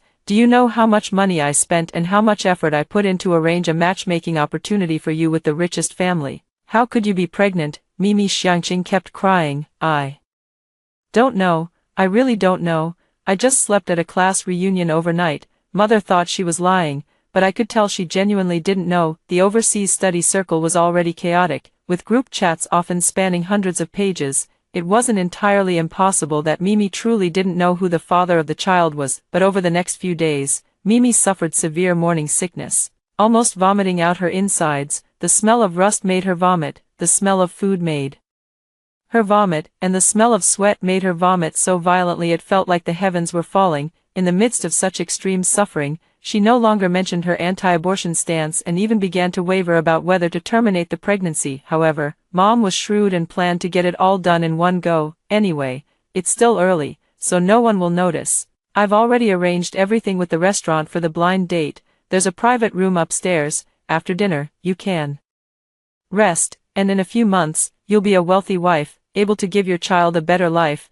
Why not take this opportunity? Xiang Qing was extremely tempted by the idea, but thinking about the hardships of pregnancy, she hesitated. Finally, she turned her gaze toward me. Sister, should I keep this child or not? The same question she had asked me in my previous life as well. Back then, as a gynecologist, I was heartbroken seeing her suffer from severe morning sickness, almost to the point of fainting. Considering her health, I advised her to terminate the pregnancy. Although my sister eventually married into a wealthy family, she remained childless for years, anxious like an ant on a hot pan. Every time this happened, my mother would chime in with a cold remark. If only you had listened to me, you would already have a house full of children and sit firmly on your throne as a wealthy matron. On their 10th wedding anniversary, my brother-in-law brought home a 9-year-old illegitimate child and complained about my sister's inability to conceive.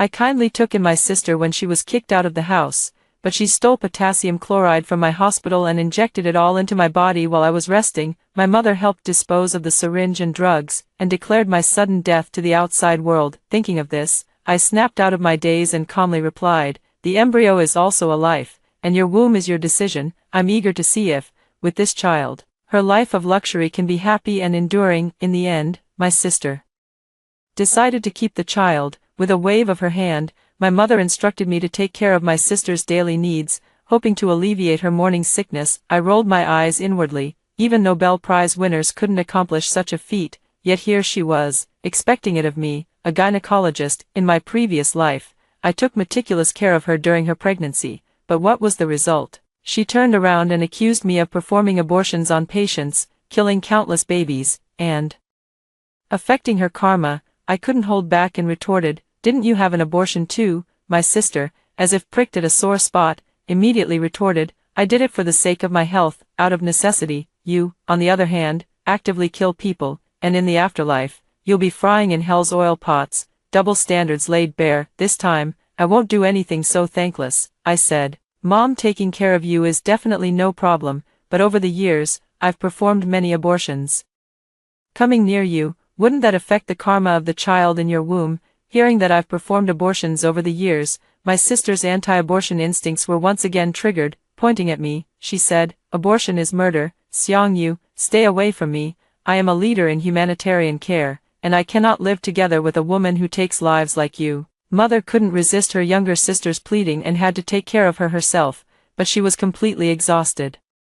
Within 3 days, without Xiangqing as a burden, I was actually quite at ease. Half a month later, a few colleagues from the department gathered for a meal. As soon as I sat down, the new intern excitedly pointed to the window and said, "Look, there's a beautiful woman on a blind date, and she looks just like Teacher Xiang." I turned my head and saw it was Xiangqing. Of course, sisters would look alike, but I didn't say anything, only reminding, "Xiao Lu, don't disturb others on their blind date." Without my care, Xiangqing's complexion was pale, her skin sagged, her face was swollen, and her looks had taken a significant hit. Added to her severe morning sickness, she had to run to the bathroom every 5 minutes, leaving the young master of the wealthy Zhao family, Zhao Tianzi, utterly speechless. During the meal, I overheard Zhao Tianzi making a phone call home. "It's not good looking at all. Her whole face is swollen bigger than a steamed bun, and her complexion is as bad as a sick person's." Yes, I did ask for no makeup,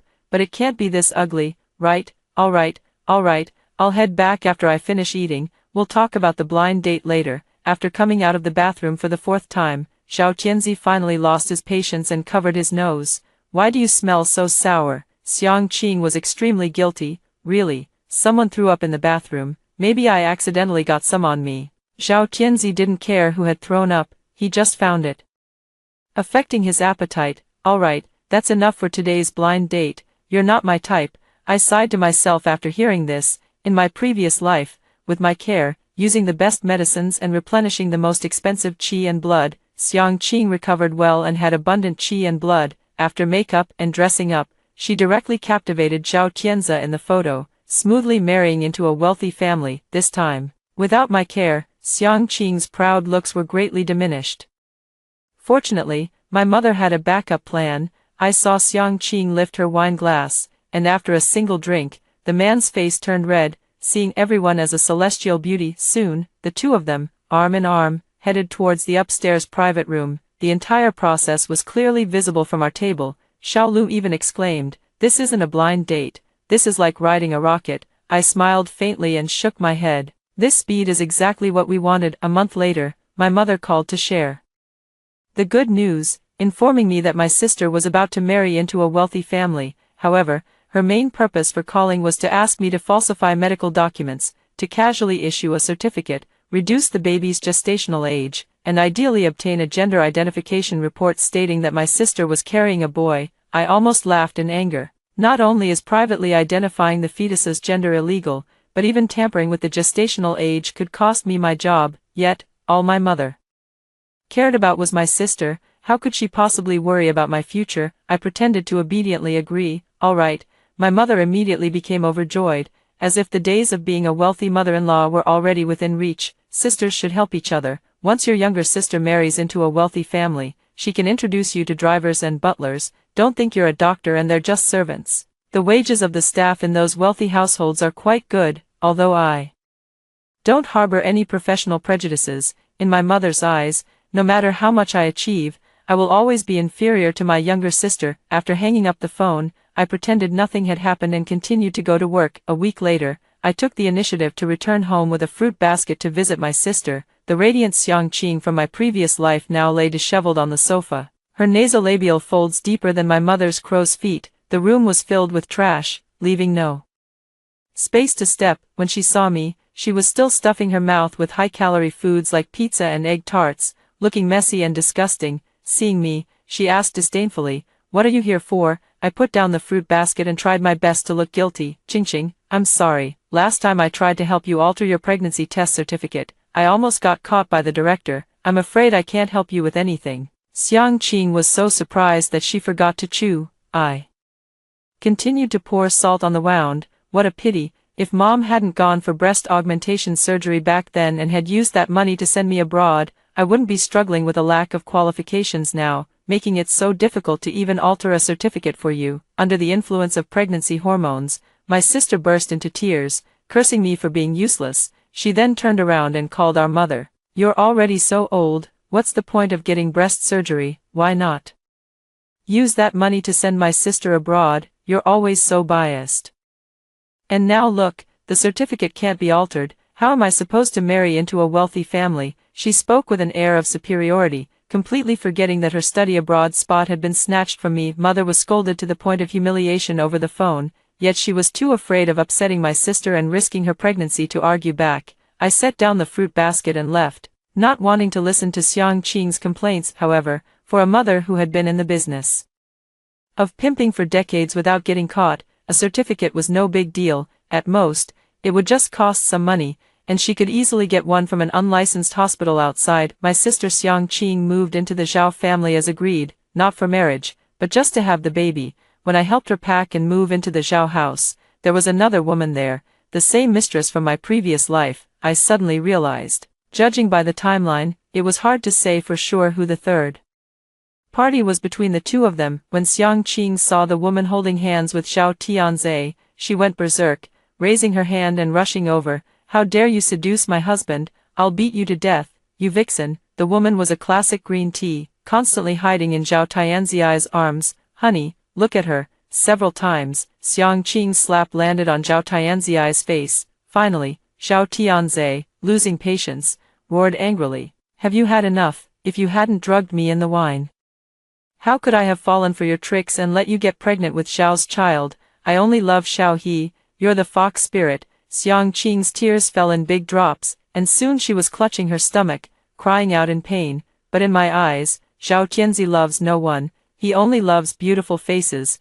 In his previous life, my sister was charming and alluring, and he married her despite the disparity in their family backgrounds. In this life, it's Xiao He who is beautiful and radiant, and he still brought her into the family for her looks. In the end, it was Zhao Tianzi's mother, Madame Zhao, who stepped in to resolve the farce. But Madame Zhao doted on her son, and her solution was to have the three of them live together in the same room. My sister had to swallow her pride and accept the situation, finally managing to live the life of a wealthy family. For this bizarre family, I try to stay as far away as possible. However, sometimes trouble comes looking for me. That afternoon, the department received a pregnant woman with a heart condition, who bore a striking resemblance to Zhao Tianzi. Upon inquiring, I discovered she was indeed Zhao Tianzi's younger sister, Zhao Xuejiao. This pregnancy was an unexpected occurrence, but she herself adored children and wished to keep the baby. Unfortunately, her congenital heart condition made it impossible for her to carry the pregnancy to term. Zhao Xuejiao's husband doted on his wife and made it clear that they should not have the child. Knowing her husband's intentions, Zhao Xuejiao still hesitated and sought professional medical advice. Had a strong impression of the name Zhao Xuejiao. In my previous life, under the influence of her sister's indoctrination, Zhao Xuejiao believed in anti-abortion rhetoric and insisted on keeping the child, resulting in a tragic death during childbirth, taking both her and the baby's lives. Unable to cope with the loss, her husband took a bottle of sleeping pills that very night.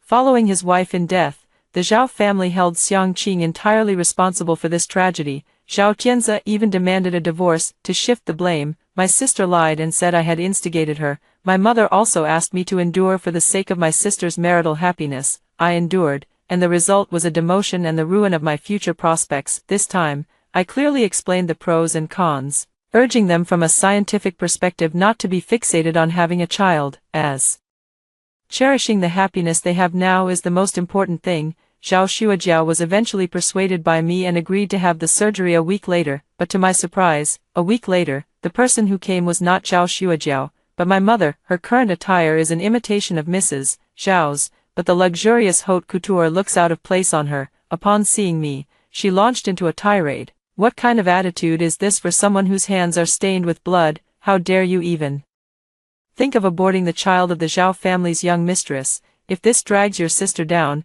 you'll pay for it, I retorted coldly. My work is none of your business, please leave. Seeing that I remained unmoved, my mother finally revealed her true intentions. She took out 2 stacks of money from her bag and placed them on my desk. Your sister's unborn child is a potential problem, but Zhao Xuejiao's child is still a Zhao family bloodline. If we could swap the 2 children, even if your sister's husband suspects something, he won't be able to find any evidence, don't you think so?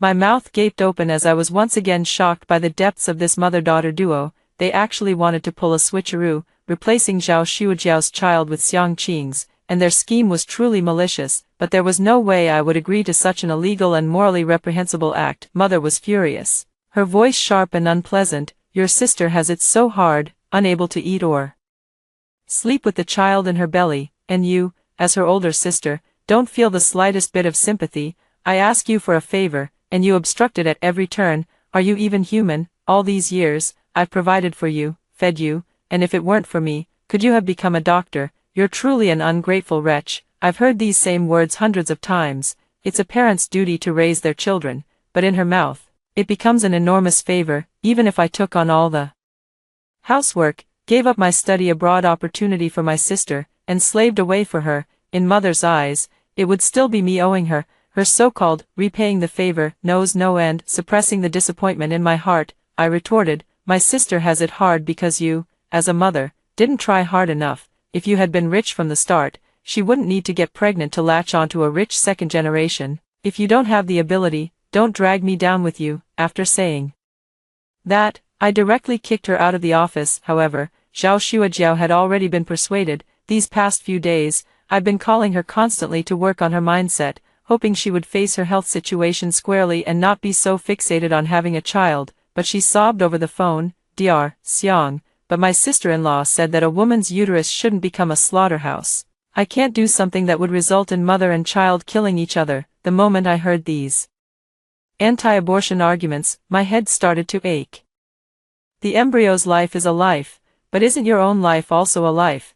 But I couldn't persuade a girl who was so determined to be a mother, and I certainly couldn't tell her that in her previous life, the outcome was a tragic loss of both mother and child, with her husband also passing away with her. Another week passed, and Zhao Xuejiao was rushed to the hospital by her family after fainting from an accident. This time, Mrs. Zhao was also present. Xiang Qing used the excuse of a prenatal checkup to tag along. Fearing that Zhao Xuejiao might give up on this pregnancy, I stood outside the ward and overheard Xiang Qing brainwashing Zhao Xuejiao. Which woman doesn't vomit during childbirth? I've never heard of anyone vomiting to death. Don't listen to the doctor's nonsense and give up on the baby.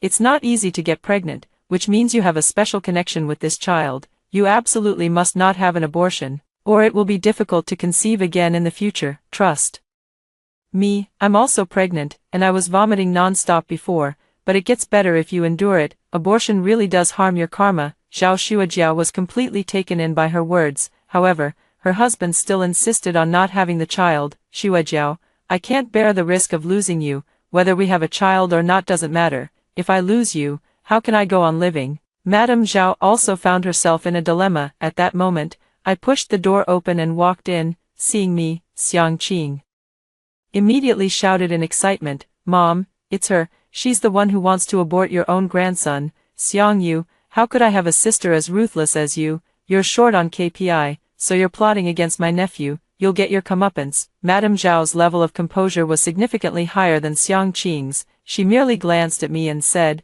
Be quiet, let Dr. Xiang finish the examination first. Xiang Qing reluctantly fell silent. I conducted a preliminary examination on Zhao Xuejiao and found the situation wasn't good. A decision needed to be made quickly. After the examination, I deliberately had Zhao Xuejiao's husband take her to the department downstairs for a follow-up check, while I invited Madame Zhao to my office to discuss the matter in private. Half an hour later, Madame Zhao emerged with a face full of anger, but she quickly adjusted her emotions and, with a kind and gentle demeanor, led Xiang Qing back home. However, Xiang Qing still couldn't set her mind at ease. Fearing the loss of the child in Zhao Xuejiao's womb, Madame Zhao reassured her, "How could I not want my own grandson?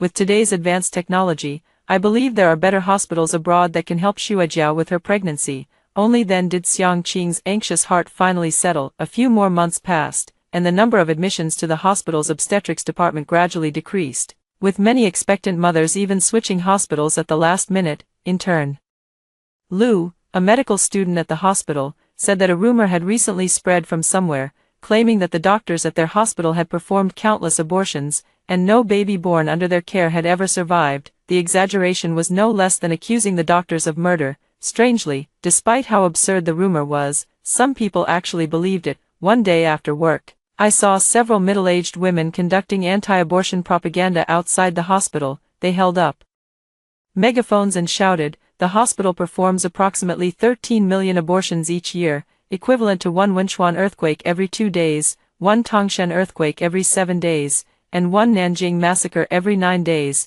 Our children can die for their country, but they must not die at the hands of their own mothers." I felt goosebumps all over my body as I listened. Their words sounded noble and righteous, but did that mean they could disregard the life and health of pregnant women and ignore women's reproductive freedom for the sake of the child? I patiently waited until nightfall and followed them as they left. Sure enough, I found them at the supermarket entrance, where they were collecting their wages from the mother. To disgust me, this mother-daughter duo really spared no effort. 8 months later, Xiang Qing was due to give birth prematurely, presumably influenced by too many palace dramas. She deliberately imitated consort Shi this time, stubbornly waiting for her rival to appear, intentionally picking a fight, and blaming her premature birth on the other person. When I received the call and rushed to the hospital, Xiang Qing was already undergoing examination. Even when falsely accused, Xiao He remained true to her green tea persona, clinging to Zhao Tianzi like a koala. "Tianzi, I truly have no way to defend myself." Zhao Tianzi kept comforting the woman in his arms, the two of them deeply affectionate. Madame Zhao, holding a string of prayer beads, remained calm and composed. I was utterly superfluous, but this spectacle, I had to watch. In my previous life, Xiang Qing blamed all her misfortunes on me. In this life, I wanted to see if, with a child, she could live better. Half an hour later, my mother pushed the wheelchair out, with Xiang Qing seated in it, her belly looking as large as if she were 10 months pregnant. The doctor said the possibility of premature birth was very high and hoped she would stay in the hospital, ready for delivery at any time. The Zhao family was not short of money and immediately arranged for a VIP ward, but Xiang Qing was insistent on seeing Zhao Xuejiao. "Xuejiao is about to give birth too, right? Thinking of her abroad, I feel heartbroken. When I give birth, I have family by my side, but she has no one." Green tea took the lead. "Isn't her husband human?" Xiang Qing was momentarily choked. Then her mother stepped in to smooth things over. "I've heard that some men don't care about their wives,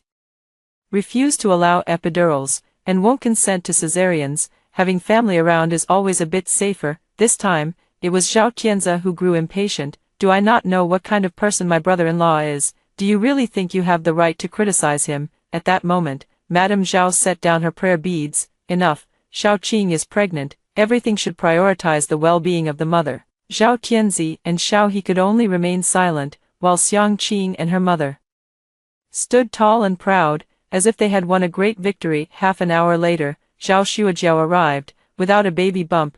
Xiang Qing's eyes widened in shock when she saw the carefree Zhao Xuejiao and cried out in despair, "Where's your child? Why didn't you tell me you gave birth?" Zhao Xuejiao looked radiant at the moment, her stomach flat, completely unlike someone who was pregnant. She replied gently, "Xiao Qing, my husband and I thought it over many times and decided to terminate the pregnancy. Everything had been going according to plan. But just before success, a sudden twist occurred." Xiang Qing was so furious that she spoke without thinking. "Abortion will bring you retribution. When you die, you'll go to hell, be tortured on knives and in boiling oil, and the king of hell won't allow a woman who killed her own flesh and blood to be reincarnated." As soon as the words left her mouth, Zhao Tianzi slapped her across the face. "Show some respect to my sister. What kind of bullshit anti-abortion nonsense is that? It's just an excuse for you to try to elevate your status by having a child. My sister will have the baby if she wants to, and she won't if she doesn't. What business is it of yours? Xiang Qing was so frightened that she hid in her mother's arms. Her mother was both anxious and furious. Zhao's son-in-law, Xiao Qing is pregnant. How could you lay a hand on her? Zhao Xuejiao, gentle and kind, didn't get angry even when scolded. She even urged Zhao Tianzi, brother, hurry up and apologize, sister-in-law is pregnant, you can't upset her like that. The scene was in chaos, but I spotted Xiang Qing's wet trouser leg with precision. Her water had broken. Mother shouted in panic, doctor, quickly call a doctor. Xiang Yu, what kind of doctor are you? Hurry up and deliver your sister's baby. I sneered, this isn't the hospital where I work. Do you think I can just deliver a baby on command, to keep me at bay? This mother and daughter had deliberately chosen a private hospital, dozens of kilometers away from the one where I worked. Fortunately, the doctor arrived quickly, and Xiang Qing was soon rushed into the delivery room. Outside the delivery room, mother was pacing like an ant on a hot pan, occasionally glaring at me. Seeing me chatting happily with Zhao Xuejiao, she seemed to connect the dots. Xiang Yu, was it you who performed Xuejiao's abortion? I nodded decisively. It was me, 8 months ago. I sent Zhao Xuejiao and her husband to the department downstairs for a checkup. There happened to be a pregnant woman who had fainted due to insisting on continuing her pregnancy, and she died from shock. Even the hospital director himself couldn't save her. A perfectly good life was lost just like that. Seeing the deceased's family members collapsed at the door,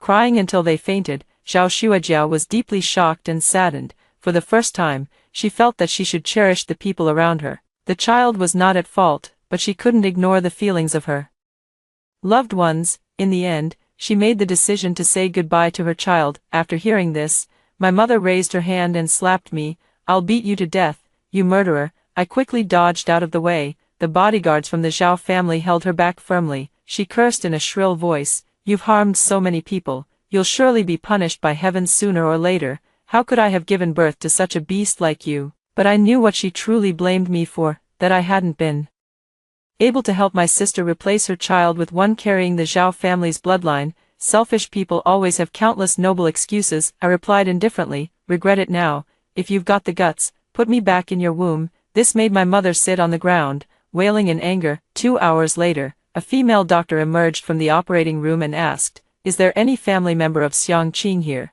Everyone rushed forward, especially Mrs. Zhao, who valued the continuity of the bloodline the most, but the female doctor continued to ask, is it only these people? Are there any relatives from overseas? The mother pushed through the crowd and rushed forward. I'm her mother. Save the mother at all costs. She was terrified that Xiang Qing might have complications during childbirth, but the doctor gave her a dismissive look. Hospital regulations clearly state that the pregnant woman comes first during the delivery process. Please don't worry, we won't harm the mother. Madame Zhao looked down on this unsophisticated in-law the most and frowned, asking, is there something wrong with my daughter-in-law? Can we go in and take a look? The doctor didn't know how to respond and decided to avoid the question, instead asking, where is the husband of the pregnant woman? Zhao Tianzi reluctantly stepped forward. It's me, doctor. If there's a problem, just tell me directly. Is there a physical defect with the baby, missing limbs? Don't worry, my family can afford to raise them. Mrs. Zhao slapped him hard. Shut up, don't curse the child. After saying that, she took out her Buddhist beads and murmured, Amitabha, praying for the child's health and safety. The female doctor hesitated, still not giving a direct answer. Family members, prepare yourselves mentally, I'll go get the baby. This whole scene made me think the child might have some physical defect. Following my doctor's habit, I casually asked Zhao Tianzi, how has Xiang Qing's diet been during her pregnancy? Zhao Tianzi looked utterly disgusted. She eats nothing but unhealthy stuff every day, pizza, egg tarts, fried chicken, and she devours fruits by the basketful. When I tell her to eat less, it's like asking for her life. She eats and poops non-stop, always running to the bathroom. Plus, she's got this terrible paranoia, won't even let me sleep in the same room as Xiao He. Just as everyone was on edge, the doctor finally brought the baby out. Now, everyone, including green tea, stretched their necks to get a look. Madame Zhao took one glance and dropped her prayer beads in shock. Zhao Tianzi couldn't hold back and curse it out loud. My mother, after seeing it, fainted on the spot. I thought to myself, could this child have 2 heads? I might as well squeeze in and take a look. Not looking was one thing, but the moment I did, I was shocked.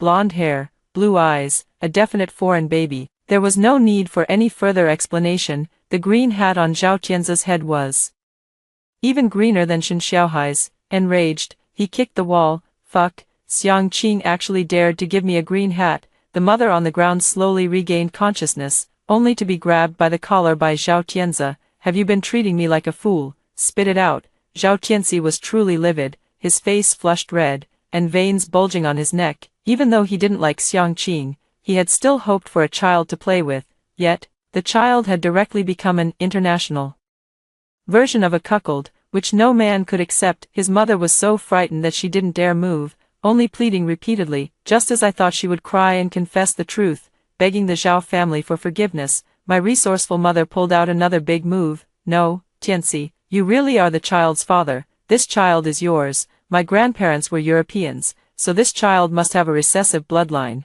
making them even more beautiful and noble. Standing to the side, I was deeply impressed by my mother's thought process.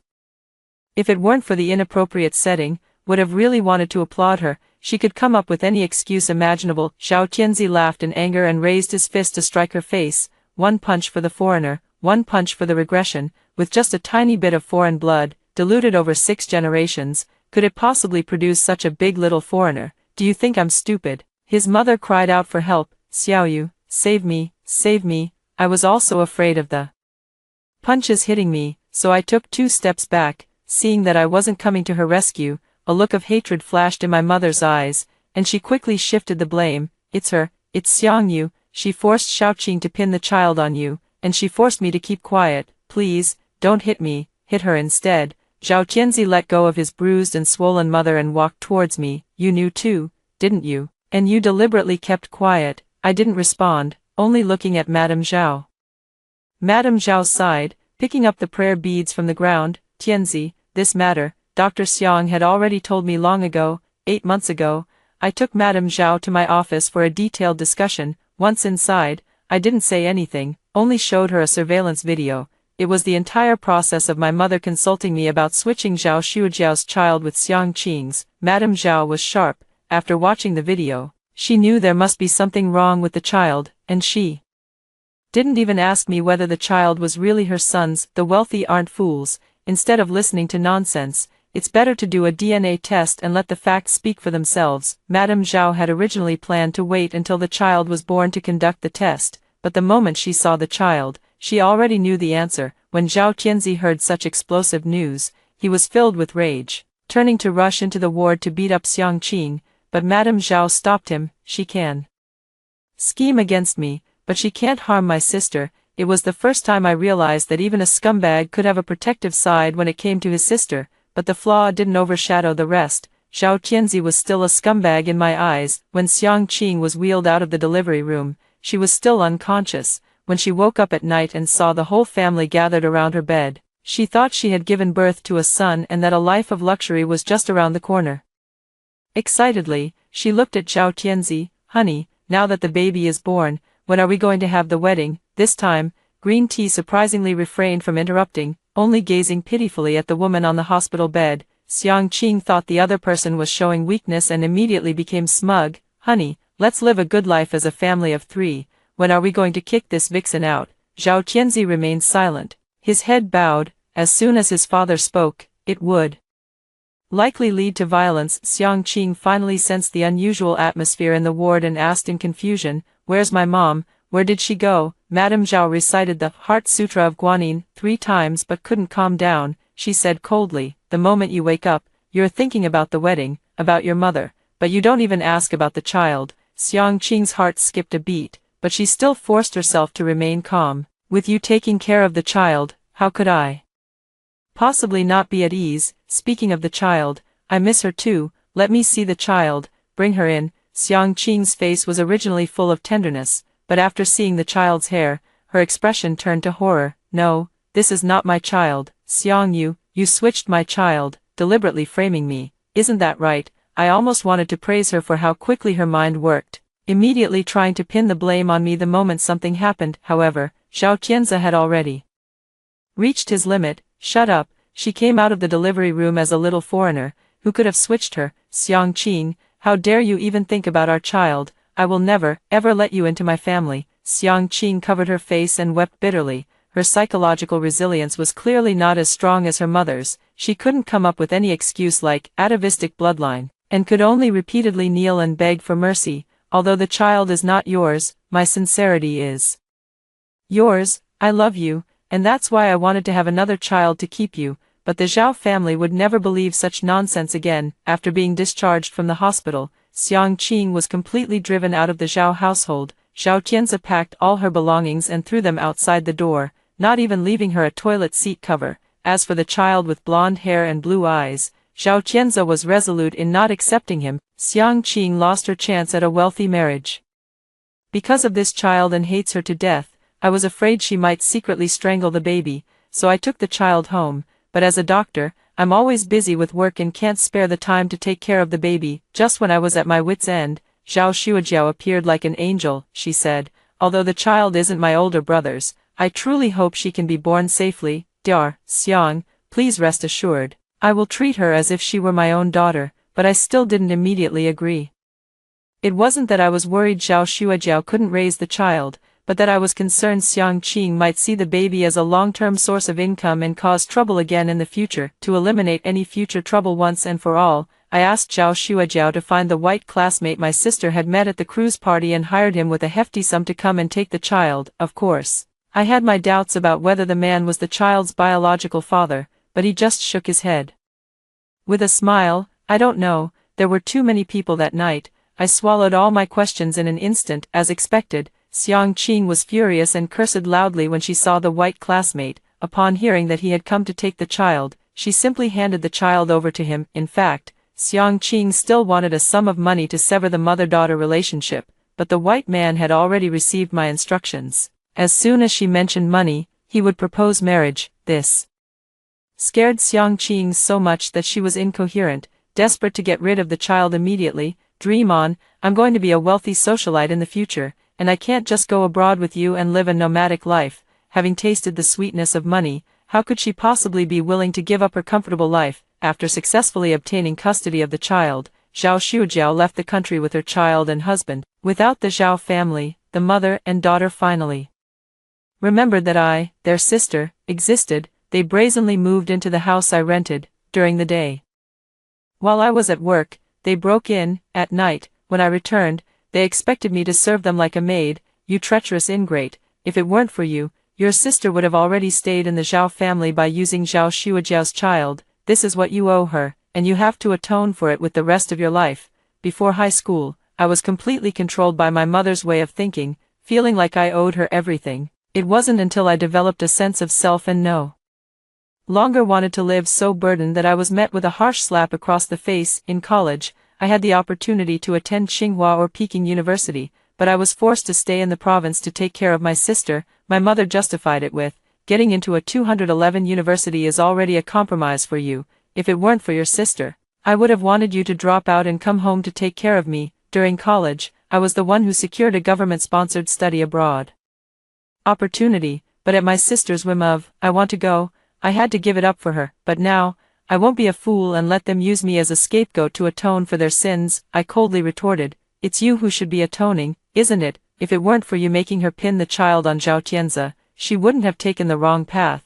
Maybe she could have really married into the Zhao family and legitimately born offspring for them." Under the influence of her mother, Xiang Qing was already prone to shifting the blame. After hearing my words, she found them very reasonable. "Exactly, it's all your fault. If it weren't for your bad advice, how could I have been kicked out?" Her mother, being accused by her most beloved youngest daughter, was heartbroken. "Wasn't it because you were shameless enough to get pregnant, and then you talked about anti-abortion, refusing to terminate it? I went through so much trouble to get you an opportunity to meet the son of a tycoon, and you didn't even try. Who can you blame?" Xiang Qing was accused by her mother like this for the first time, and she was so angry that she grabbed an apple and threw it at her mother's head. "It's your fault. It's your bad idea." This action completely ignited her mother's anger. "I've spent money, given up land for you, and even got beaten up by Zhao Tianzi, you ungrateful wretch." The two of them started wrestling on the sofa. I went straight back to my room, grabbed my bank card and the passport I had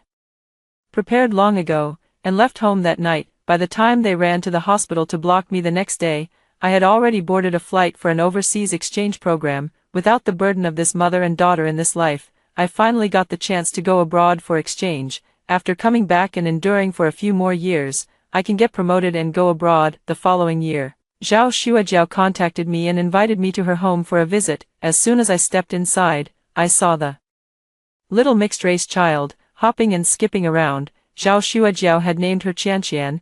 The little one was chubby and exceptionally lively, becoming the family's source of joy. She kept grabbing my hand and calling me auntie. Under Zhao Shuajiao's care, Qianqian was completely different from her biological mother. She received proper education and grew up in a loving family. Zhao Shuajiao whispered to me, "My brother came by a few months ago and brought a gift for Qianqian." I was a bit surprised. That big jerk, could he really be so kind? Zhao Shuajiao also sighed. If he hadn't given the child the nickname, Little Green Hat, it would have been even better. It seems Zhao Tianzi still cared a lot about the green hat on his head. 3 years later, when I returned to work in the country, I heard that Zhao Tianzi and Xin Shaohai got married. At the wedding, Xiang Qing suddenly appeared out of nowhere to cause trouble, shouting loudly, "I gave birth to your child, you can't marry someone else." As a result, Zhao Tianzi beat her up on the spot. As for my mother, I heard that she was heartbroken by Xiang Qing and returned to her hometown to marry an old man.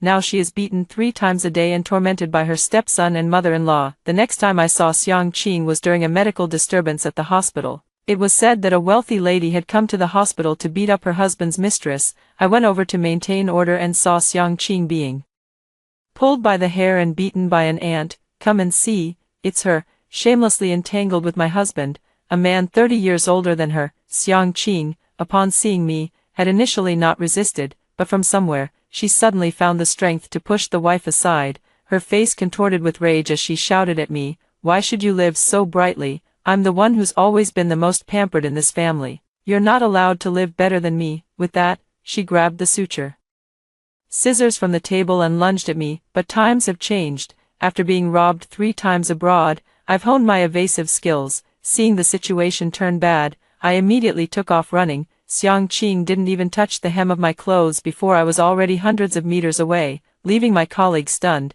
The security guards quickly subdued Xiang Qing. After the police took her away for questioning, I learned that she had actually come to the hospital to check for sexually transmitted diseases. In the end, Xiang Qing was sentenced to 3 years in prison for intentional assault. 2 years later, I finally rose to the position of director. The future that I had never possessed in my previous life was finally unfolding step by step on a smooth path. I also witnessed the birth of Zhao Tianzi and Xin Xiaoya's child. Zhao Shujiao brought Qianqian back to visit the newborn. In the hospital room, Zhao Tianzi called out, "Little Green Hat," one after another. "Little Green Hat is here to see you, little sister. She's prettier than you, Little Green Hat. Come, let uncle hold you. Don't you dare throw away the toys I bought you." I closed the ward door and continued my rounds. Life's choices are never just one. Taking a risky path doesn't guarantee victory. Only self-rescue can truly change one's fate. A smooth future lies at your feet. Strive to break through, and the future will belong to you. After hearing the stories above, what are your thoughts? Feel free to share your opinions in the comments section. Looking forward to hearing from you. If you liked this story, don't forget to like it, share it, and subscribe to my channel. See you next time.